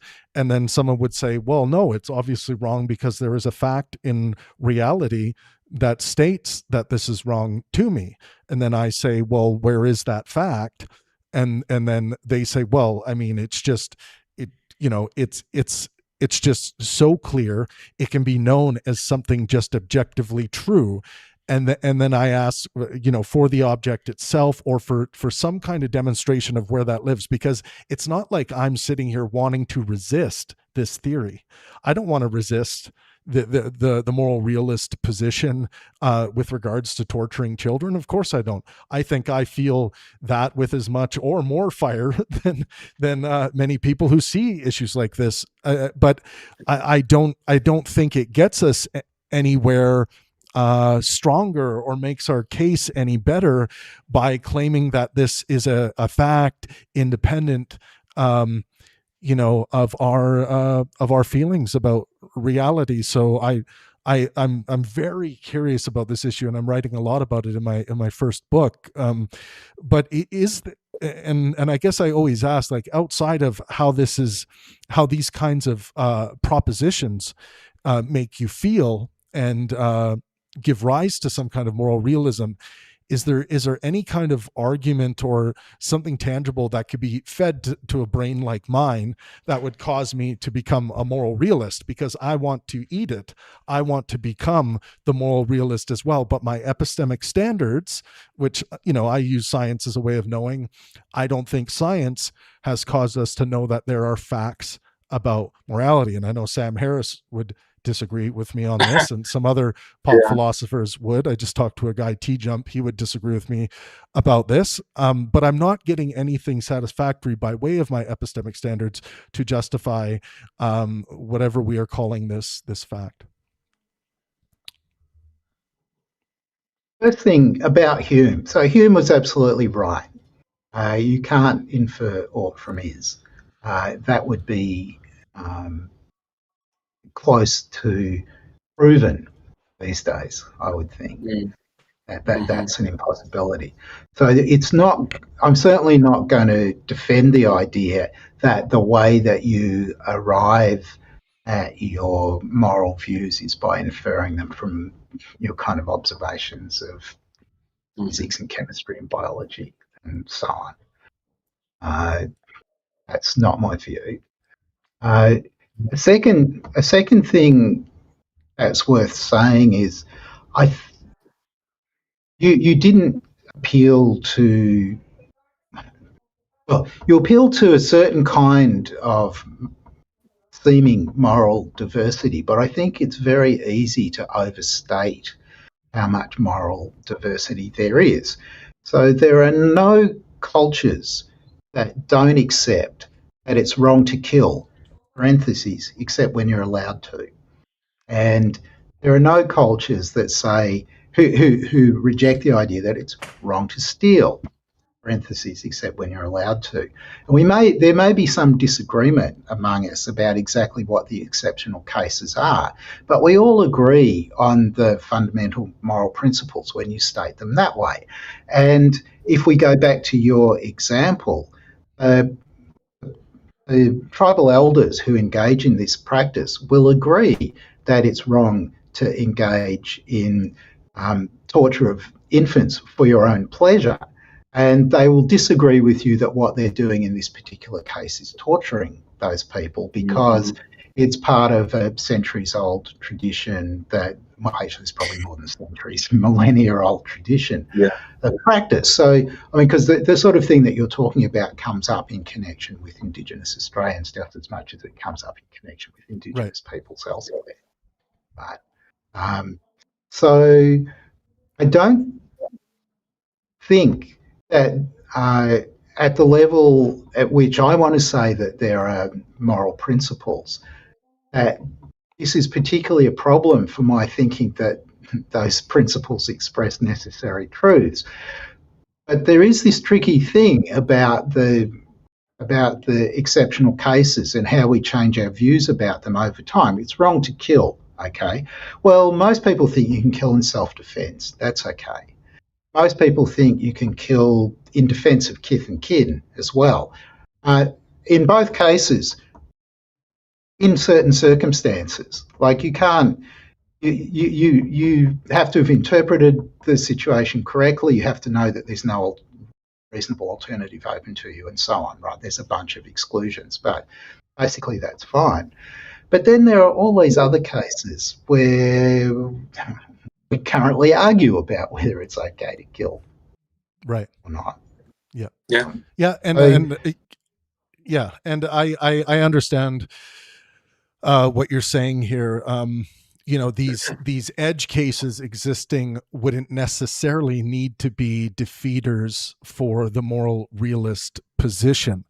And I get that. I would never point to these. I would more point to the fact that we could deliberate over whether or not it was righteous or good or not when we have competing views of how to treat tribes, let's say, that are still doing practices that we, as let's say Canadians, would say, as a country would say, this is worth going to war over, and like, let's say, as a majority, but there would still be the other side of people saying, like, no, I mean, that is their culture, and we ought not go in and cause what would be a lot of suffering and death over protecting against this ritual. I would point to that diversity of calculus there, and what's giving rise to that diversity in that moral calculus would fundamentally be how people feel, one way or another about the propositions at play.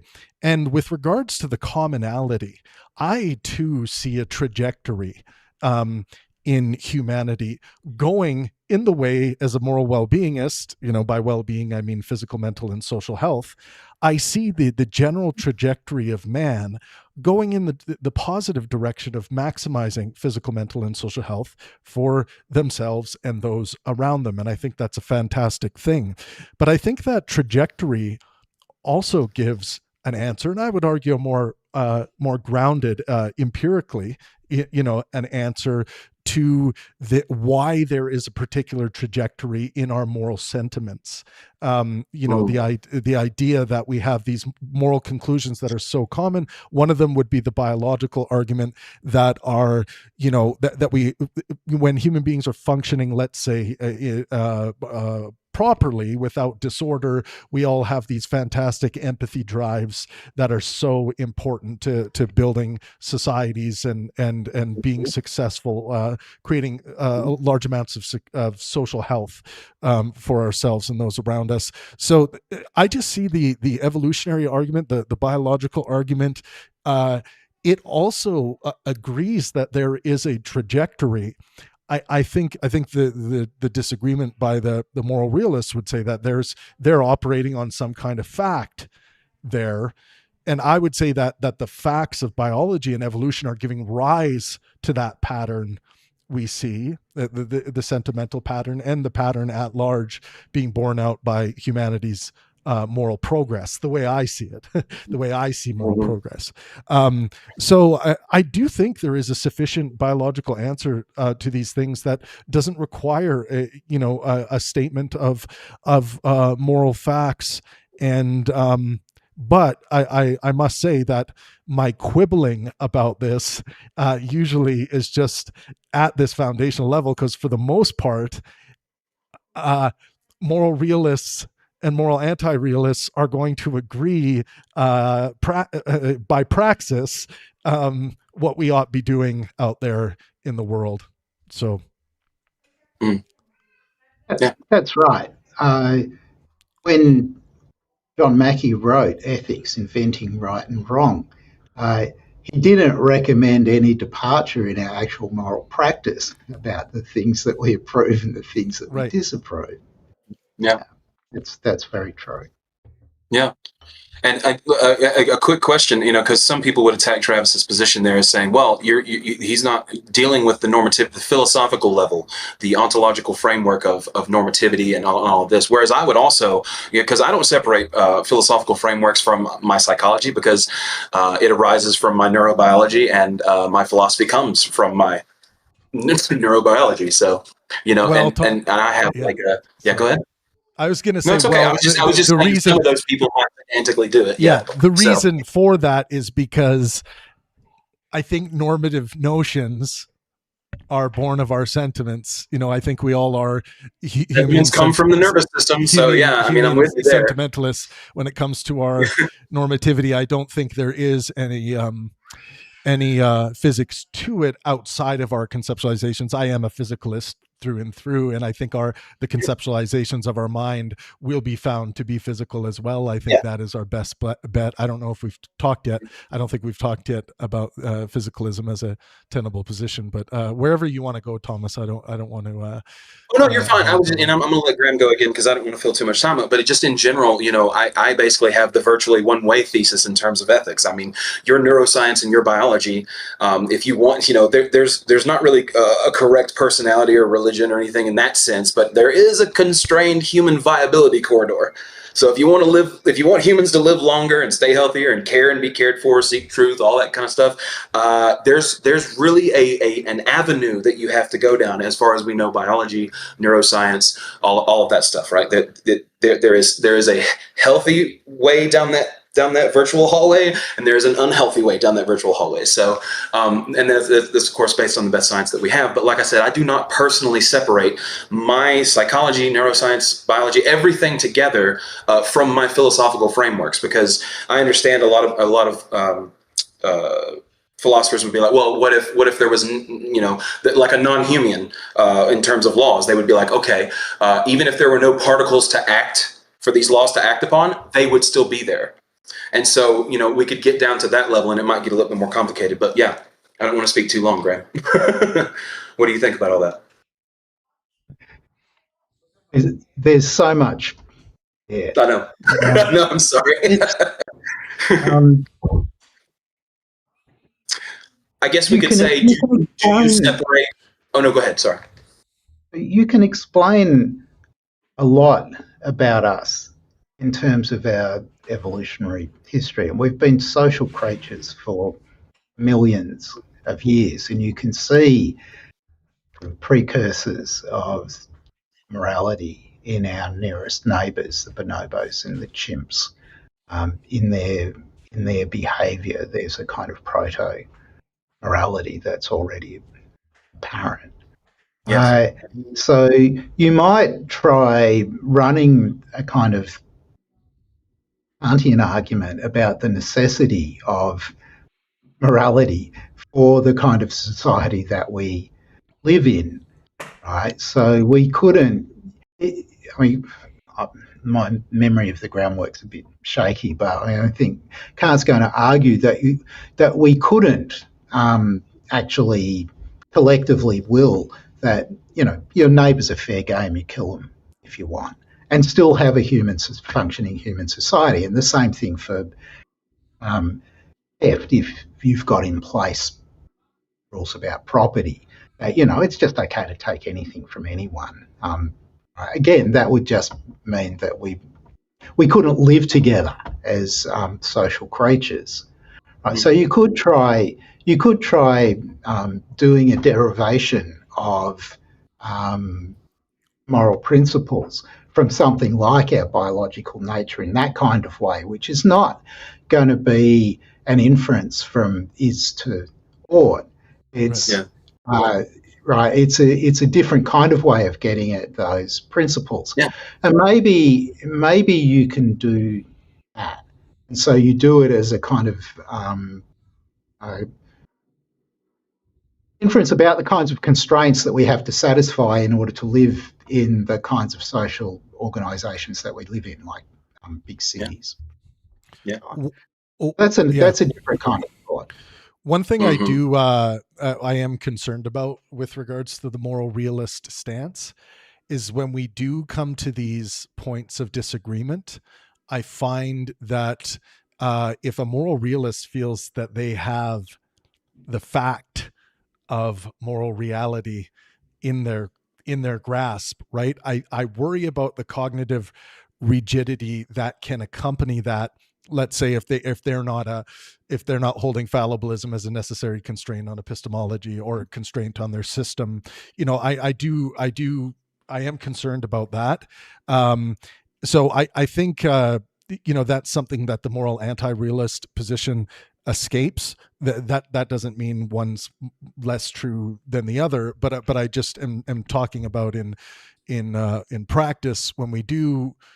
Because there are a lot of religious people that are going to claim moral realism out there, and they will say that it's morally real. It's a moral fact sent down from God that homosexuality is X. And then me as the moral anti-realist, I'm sitting there saying, well, my feelings tell me you're wrong. And they're like, oh, your feelings are telling you? My God's telling me. So what do you have to stand on? So, and I know the disagreeableness between me and a non-religious, moral realists they're going to be fewer and far between than the process of trying to defeat some of these bad traditions. But there is something about that does bother me, and I see issue with someone harnessing some kind of morally real fact against a group or a people, an individual who doesn't fit their idea of that that moral fact that they are harnessing.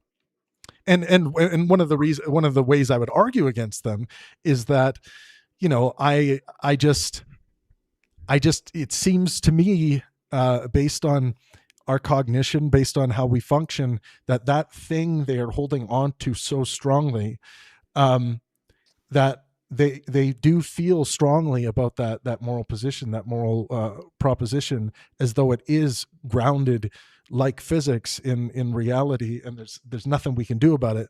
But I would suggest that they can just lose that or throw that away the next day, and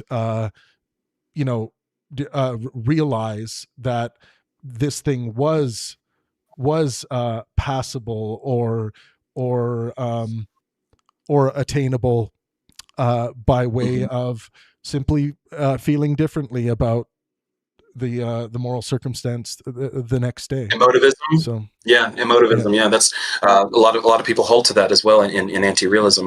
I mean, I would just like to say quickly, and then I would love Graham's response on that. I would say that any moral theory that we can come up with that ignores bodies or nervous systems and things like that, that's not something I'm never going to subscribe to. I have to have that map and territory for myself to make ethical claims. So I would say it's not just about the philosophical framework. It's about the living structure of human functioning, moving through the body, nervous system, relationships, all of that kind of stuff, because it all matters. I don't think we can escape that. But yeah, it's still very interesting to me to see, because of the non-human stuff and the human stuff, about what moral theory might best explain if we're connecting that to moral realism and naturalism and everything else. So It's a good question for me. But go ahead and respond, Graham. I'm sorry, I didn't mean to interrupt. Okay, so way back when we were talking about metaphysics, I made it clear that I had certain opinions, but I was very uncertain whether they were right or not. And my kind of global orientation is kind of fallibilist. Me too. Yeah. I want to say exactly the same thing in the moral case, that I want to say, okay, this is the view that seems like the best one to me. As a view about the kind of big picture.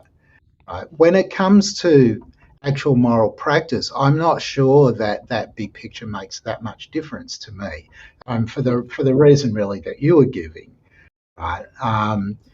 That both of you are giving. I still think that I lean towards the idea that there are necessarily true moral principles, but I'm not going to appeal to that. If I'm arguing with somebody about whether it's right or wrong to do something, that's not the kind of thing that I'm going to appeal to at all, because that's just a bit of philosophical speculation. Yeah, fair enough. It's not. Yeah, I appreciate the fallibilistic nature of the belief. I hold fallibilism as my I hold fallibilism as my first virtue, accompanied by the maxim that certainty is almost certainly unattainable. I'm very much on a quest to give people tools to eradicate dogmatism, true dogmatism, from their life. So I think fallibilism is a necessary epistemic constraint, or even a constraint on our experience is really important. So yeah. I just wanted to say, Graham, your work that I've looked at is beautifully fallibilistic. I love it. I really do appreciate that about your work. So thank you. A lot of philosophers, some philosophers don't like that. So I really appreciate it. So I'm for there being a moral realist account. Like, I'm trying to find like points of disagreement, but for real, I mean, like most of everything that you've said is coherent to me, and I would agree. I have different layers that I look at, but yeah, I mean, Travis, do you have any good questions about ethics? Because I know that's your biggest thing. I can go into the metaphysics. Yeah, I was about to say, I can go into the metaphysics and stuff, but I think we're having fun talking about the ethics, so I just kind of wanted to veer away from my obsessive philosophy jargon and go more toward like the actual. I would ask Dr. Oppy if there are any particular, because I'm also a virtue ethicist, I hold my moral quest to be, maximize well-being for myself and those around me. And by well-being, I mean physical, mental, and social health. That's where I believe the good life is grounded in. I think regardless of what people are doing, it does matter the effect that this is having on their physical, mental, social health and those around them. And then with regards to garnering more wisdom in the world, that moral quest is part of it, but I also have a set of virtues and maxims that I find help guide me in my quest to become more rational to my purposes, i.e. Wisdomous, which I think should be a word.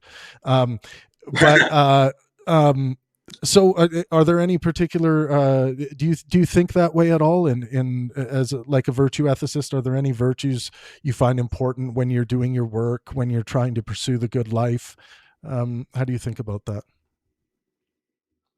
There's a broader background question that people sometimes raise about whether you're going to be a consequentialist, a deontologist, or a virtue theorist. And I think that, and this sounds completely wishy-washy, but there are good things in all of those approaches, but none of them is right on its own. Exactly. And what I would take from Aristotle's virtue ethics is quite a lot. And his story about what makes for a worthwhile human life has a bunch of elements in it that I think he's just right about. One of them has to do with exercising practical and theoretical wisdom insofar as you're able to. So that's one of the virtues, is kind of something like prudence, right? The acting with prudential wisdom.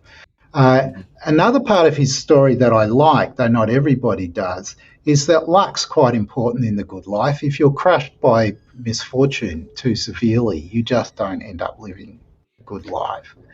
And the third thing is that there's a whole lot of virtues that you will exercise in the course of living the good life. And while Aristotle's own list is a bit wonky, after all, he lived a long time ago, and it was much more of a warrior culture than the one that we live in now. But but I would say all of that is valuable in virtue ethics. Okay. Yeah. Very cool. Yeah, he nailed the structures of virtue, but like you said, a war culture. So it's a bit different than our 2,000 year later advanced ethics compared to today. So, but yeah, I mean, I love virtue ethics. It's a part of my system. I think our character is extremely important. Prudence, temperance, all the good ones, and all that. But So Thomas, while you're thinking, I must bring up one of the more interesting fellows in philosophical history in Epicurus. And yes, of course. There was something that I thought was so brilliant from Epicurus. I think it was born a little bit of Aristotle's focus on the importance of social health. Like there's the physical, mental health, but the focus on social health, recognizing human beings as the social species where we are, and how easy it would be to overlook social health if we're doing philosophy. And Epicurus, I think, took that to heart and one-upped it by, with all of Epicurus's failures, which I think there were so many, his, seeing, recreational sex as degeneracy, and, some of these strange things made strange in my time reading it. But he had this bit of philosophy that I think is kind of universal and timeless. And it was that friendship ought be a daily practice. Yeah. And I thought that is one of the most beautiful pieces of philosophy I've ever read in my life. And I think too often that important piece of philosophy is lost through the ages, perhaps lost through the Enlightenment, not given enough, credence and importance. And I just whenever I talk about virtue ethics or some of the things that we should be focusing on that helps foster a good life or helps maximize well-being, it's friendship as a daily practice. So do you, Graham, do you put a lot of value on friendship? I'm going to mention two people. So I'll go back to Aristotle, because Aristotle was also really big on the value of friendship. And then if we skip forwards to the 18th century, so was Hume. In his life, the way that he lived it, but also in his philosophy. And he thought that that part of what was important, or could be important, was being friends with people that you disagreed with about lots of fundamental things, right? Yeah. So I'm with Hume on all of that. Nice. Me too. That's great, because and that's what we've fostered here at Pangburn in our community. We try to bring, atheist, Christians, Muslims, everyone together under one very, very strict battlefield rule that you must make a good faith attempt at each other in communication, and also make your best attempt to be helpful. And those as necessary communication constraints seem to give people enough of a pathway to friendship in very disagreeable topics and very disagreeable dialectics being borne out. So and this kind of gets back to what we were talking about to begin with, your focus, Graham, on the dialectic and trying to have more plentiful fruit being born out of conversation and debate. And I just think that's a very, very virtuous effort, and it's something I'm very passionate about. Yeah. Love it. I would ask more questions about, the philosophy of religion and things like that, but you probably do that all the time. I love talking about friendship. But just in general, yeah, I mean, I deeply, I would, obviously infinitely more about the philosophical community at that level than I do. But we see a lot of science teams. Are there philosophy teams out there that are all friends that work on the same, or is it more isolated islands in that sense? Even when I was starting out, when I was a graduate student and an undergraduate, I could see that there were small teams of people working together on projects. The teams, to some extent, I think, have got bigger over time. But there are lots of people. So in my own case, it's kind of typical. I've co-authored papers with maybe a dozen different people over the course of my career, one or two here and there, with each of a lot of different people. But I've written a lot more stuff on my own. And I think that I'm still more typical. Like, you talk to people a lot, but when it comes to writing, it's hard to write with a big team of people, I think, or it's harder to in philosophy. Maybe it has to do with the nature of the journal article in the sciences compared to the nature of the journal article in philosophy. Yeah. But you don't tend to see in journals like Mind and Noose and Journal of Philosophy and Philosophical Review and so on, big teams of people authoring articles. Yeah. I mean, I would like to see more. Obviously, I mean, we need the individual aspect of philosophy, because I love reading your ideas of philosophy. I don't want them to be exactly mine.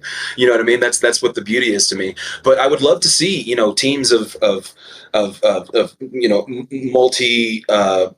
multi-role people with many different ideas and things together working on philosophical concepts, which I know it does happen, and you just described it very well. But yeah, I'd love to see that a lot more, because that's just kind of popped in my head that there's, it's more of I am an island right now writing this philosophy, because we've had Bernardo Kastrup on before, and I very much respect analytical idealism, but I don't know how much work he had done with anyone else writing that. And I was thinking, that could have increased perspective so much if that was the case. I haven't looked too far if he did actually in cohorts with someone, but I just don't think he was. And so I think, like, with my philosophical systems, I want Travis to look at them, to critique them, to understand them with me, to be friends together on it. You know what I mean? I think that needs to be more so in philosophy. But like I said, I don't want to delete the individual counterpart either.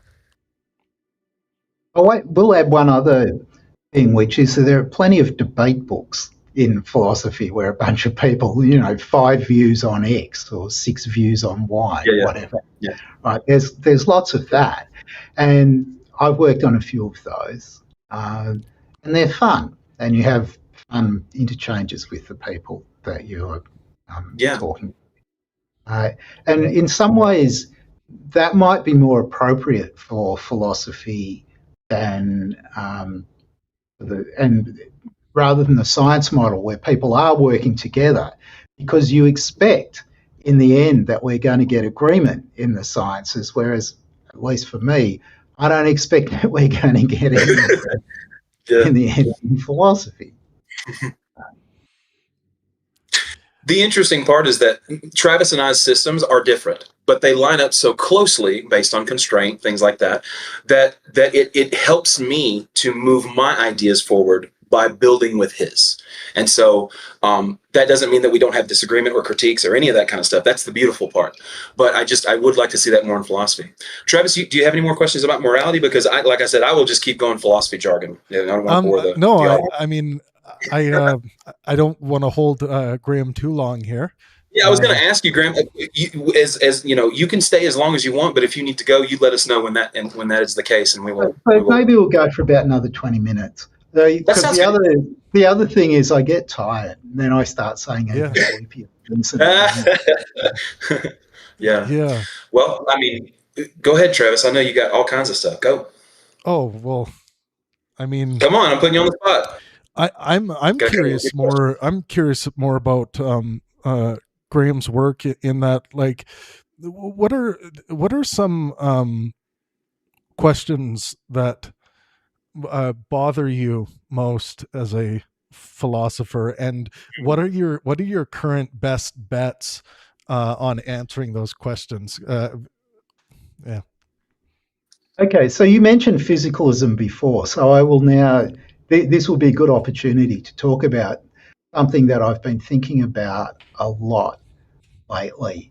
It leads in kind of really wacky directions, I think. But so I was just naturally a physicalist right through the 90s and into the 2000s. I was a physicalist. And part of the physicalist picture is that the world sort of comes in levels, and at the very bottom level is microphysics, and microphysics determines everything at the higher levels. And I've started to worry about the idea that reality comes in levels, and also about the idea, consequently, that there's a sort of determination from the bottom upwards. So I agree that the reality, the world that we live in, has scales. So you can talk about what the world looks like at a scale of 10 to the minus 15 meters, or 10 to the minus 3 meters. Yeah, you're talking about the logarithmic scale of physics, where we can go all the way down to 10 negative 35, where the Planck length sits. And it goes up to nearly a similar number in the other direction as well. Right, there's a kind of you have intergalactic clusters, and then, I mean, basically what happens is you get bigger and bigger spaces with, like, so, you have a solar system and the space around that, and it's quite a long way to another one. You have stars, quite a lot of space between them, galaxies, much bigger gaps between the galaxies, galactic clusters, much bigger gaps. Anyway, so it gets bigger and bigger. So I've been thinking that probably the sort of bottom-up causation thing or determination thing is just wrong. And we should think that if you think of the evolution of the universe over time at all these different scales, there are influences that go in both directions. So influences that go from upper levels to lower levels, and influences from lower levels to upper levels. I think this is a weird and crazy idea, but that's what I've been thinking about recently. I love that. I mean, because it's questioning supervenience. Yeah. Yes, is that? There'll be some supervenience because you have nested spatial regions. So if you think about the particles in my arm, right, at some low level, like all the protons and neutrons and electrons, they go where my arm goes. Yes. And they don't just flow through. So there will be you can't change where my arm is without changing where those particles are, but those particles can move around a bit without changing where my arm is, right? Yes. So you still will have this asymmetric supervenience, but it has to do with the kind of nested structure of space. Yeah. I feel very similar. That's partly what I'm thinking, but that's not. But the interesting thing is about determination, not about supervenience. About the idea that what the particles do at the basic level determines where your body goes, for example, determines what your thoughts are, and so on. And it's a lot. It's thinking about that distance, thinking about that the sheer computation. If we want to take Wolfram physics on for a second, some of those fundamental rules and how many steps are involved with me just saying the words that I've just said to you right now. When we start thinking of that fundamental microverse traveling up. But the interesting thing you just said, Graham, is that cyclical nature of up and down. When I'm viewing the ontology of the logarithmic scale, the idea that, it is true that it's not just bottom up. I think it is true that there is it's better viewed as a cycle, because there are top pressures pressuring down the logarithmic scale as well, and that are affecting each other. So this is why the absolute reductionists have problems sometimes. Yeah. So now my initial thought is that aren't we just saying this is terrifying? This is so terrifyingly uh, um, uh, complex, grand and complex, that as human beings, we want to question the parsimonious nature of it, and be like, really, this seems like it too messy. But on the other hand, we might say, okay, take classical mechanics, quantum mechanics, take the 12 other mechanics we will probably develop as we move down to better understand the logarithmic scale.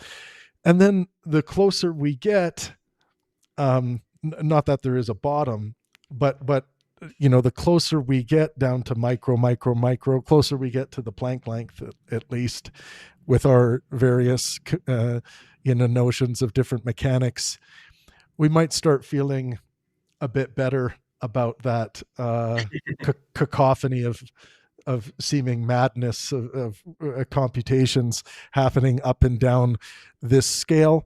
But maybe not, right? Maybe we get down to Planck length mechanics, or where string theory hopes to live in 1,000 years from now, and then we just realize, okay, yeah, we're just going to be doing mechanics all the way down, seemingly, because things are perhaps eternal.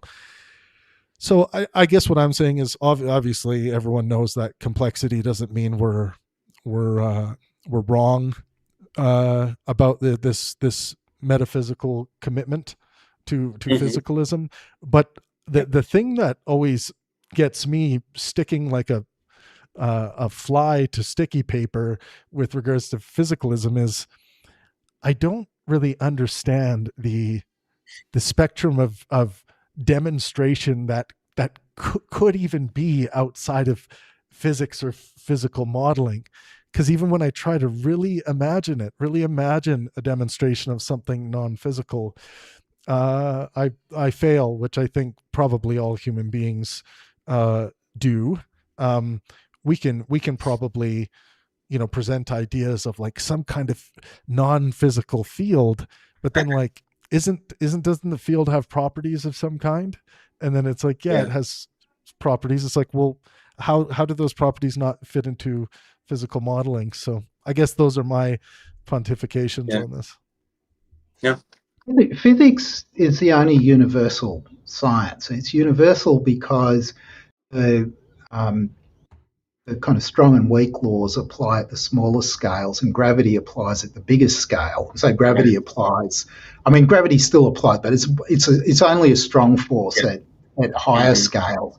And electromagnetism is a kind of intermediate, and then the others are small.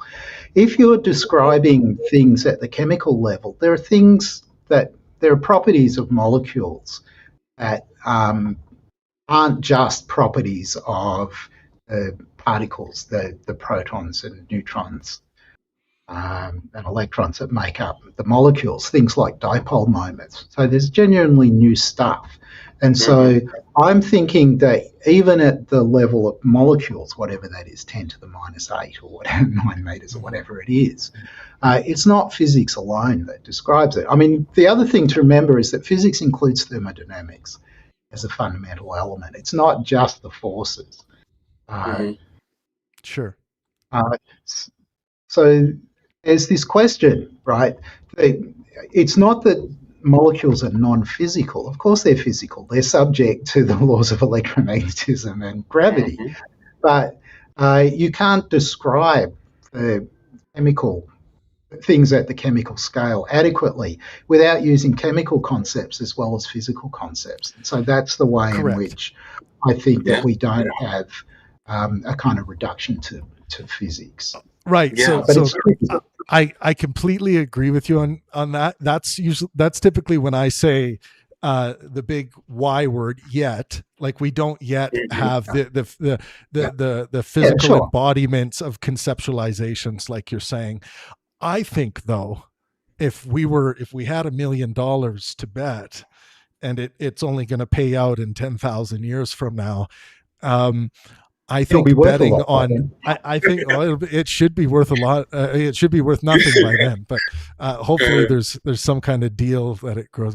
But I think it's a wise bet to bet that human beings, and this is me talking through my physicalist ass, but that human beings will solve the physics of conceptualization, the physics of phenomenology, the physics of experience.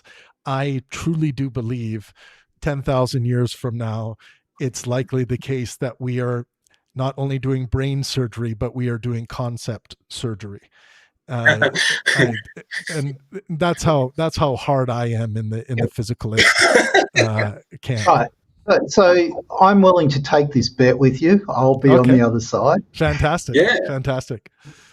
Okay. Well, hopefully our brains are in a vat, at least preserved, so that we can see who wins. The interesting part is that Graham, is a nominalist, and so that would mean that the properties and the numbers, that they are abstract objects. They're not ontologically real in that sense. In terms of like mathematics, and now you say numbers, I'm also hold to that as well. But what about like the mathematical, the non-Humean constraints of whatever the F-ness and the genus, as von Frosten said, is F equals MA in that, or is it a layer up? If that sounds like a correct question.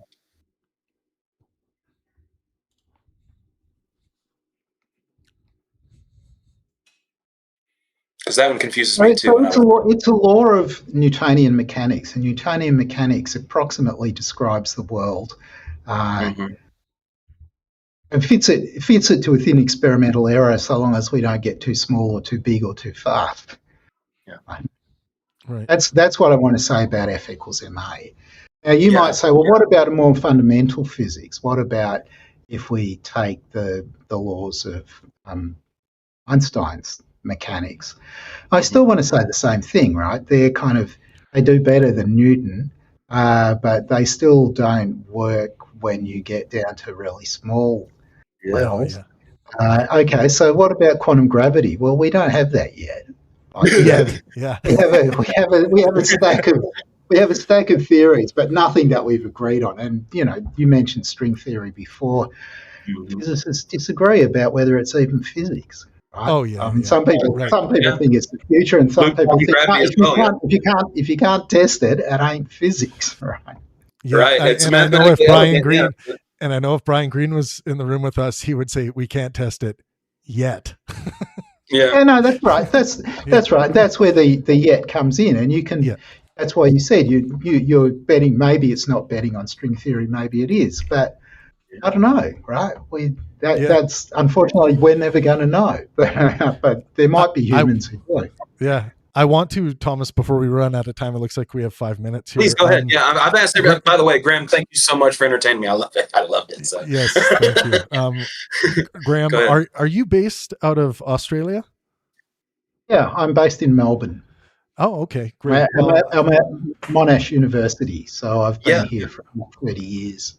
Okay, great. On the rarest occasions, I do live intellectual discussions on stages over in Australia, but I also do a lot over in the UK, Canada, and US. So I hope at some point I'll be able to bring you over for some live on stage appearances. That would be fantastic if you're interested in that. Yeah. Yeah, interesting. Okay. Yeah.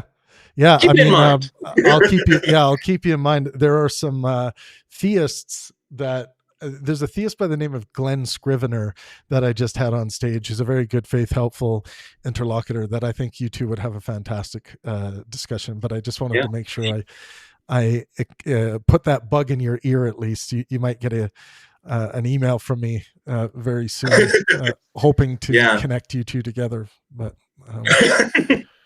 yeah. We deeply appreciate you. I love your work, and I think you're brilliant. And we want to have you on again, but we don't ever want to rush you. You know what I mean? We'd love to have you on again sometime. Yeah. So I have 2 or 3 weeks, and then second teaching semester starts and runs through till the end of October. So I'm going to be busy. And then my first grandchild's going to be born in November. So congratulations! I'm going to be out of action for. Wow, congrats! Take all the time to enjoy that you want. my daughter. It'll probably be next year. Yeah, my daughter was born 4 days ago, so we are in that new transition. She's so cute. Yes, thank you. She is so cute. She is. I must confess. Yeah. Yeah. Well, Glenn, thank you so much, man. Everybody watching, thank you so much. Travis, end us up, bud. Yeah, no, thanks, Graham. Whenever you're available again, would love to have you back on. But thank you so much for spending time with us today. It's deeply appreciated. Thanks for inviting me on. It was a pleasure. All right. Well, take it easy. Yeah. Well, that was Graham Oppy, everybody. Fantastic. There's a little red button if you're looking for the disconnect button there, Graham, if you scroll over the screen. The one that, I can see the disconnect button. Yep, that's fine. I will see you another time. Oh, yeah. Thanks. I will keep in touch. Very much so. We will. Thank you so much. Bye. All right, bye. Well, Thomas, what a cool dude. Yeah. What a cool dude. God, I like him. And that's why I didn't go on into the philosophy. I wanted to know what he felt about the non-humanism and the PSR and the restrictive PSR and things like that. Once I had that foundation, I was like, okay, we pretty much agree. You know what I mean? So my system's a bit more layered. His is more parsimonious. I understand that. This is the whole point. We need these different philosophical systems. And he did mention not terrible amount of teamwork in the philosophy. Now, I'm fine with the debate books and all of that, but I think we need to stop sitting in rooms by ourselves and building coherent systems out of nothing. Yes, I think that needs to go ahead and be a thing of the past. the atheist semantic issue is actually indicative of that problem, because if academia was intermingling more with communities that aren't necessarily born of academia or studying their masters or whatever, I think there would be more coherence between the differences of usages and things like that. So much so that if an academic was in a room like ours, they would think it necessary to speak on the popular usages, because the popular usages are what's mostly being used, right? It's if we get too specialized into the library of academia with our usages, what academia is producing could be talking past the public, and we don't want that. Yes, that is indeed correct. Thomas, brilliant stuff. I'm going to shut down the live stream here. Everyone on YouTube, thank you so much for joining us. Make sure you smash that like button on the stream. We're all going to head to Trav's Tav here, our tavern on Discord. If you're not a Discord member yet, make sure you join us. We have a flourishing, beautiful, diverse community here on Discord where we have conversations like you just saw all the time. There's the Discord link. It's completely free of charge. You just have to give me your credit card number and address and all of your personal information if you want to join. No, I'm just kidding. Only half of your personal information. I only get half the credit card numbers. I have to figure out the other half. Anyways, thank you so much, Thomas. Lovely Thomas. You're the best. And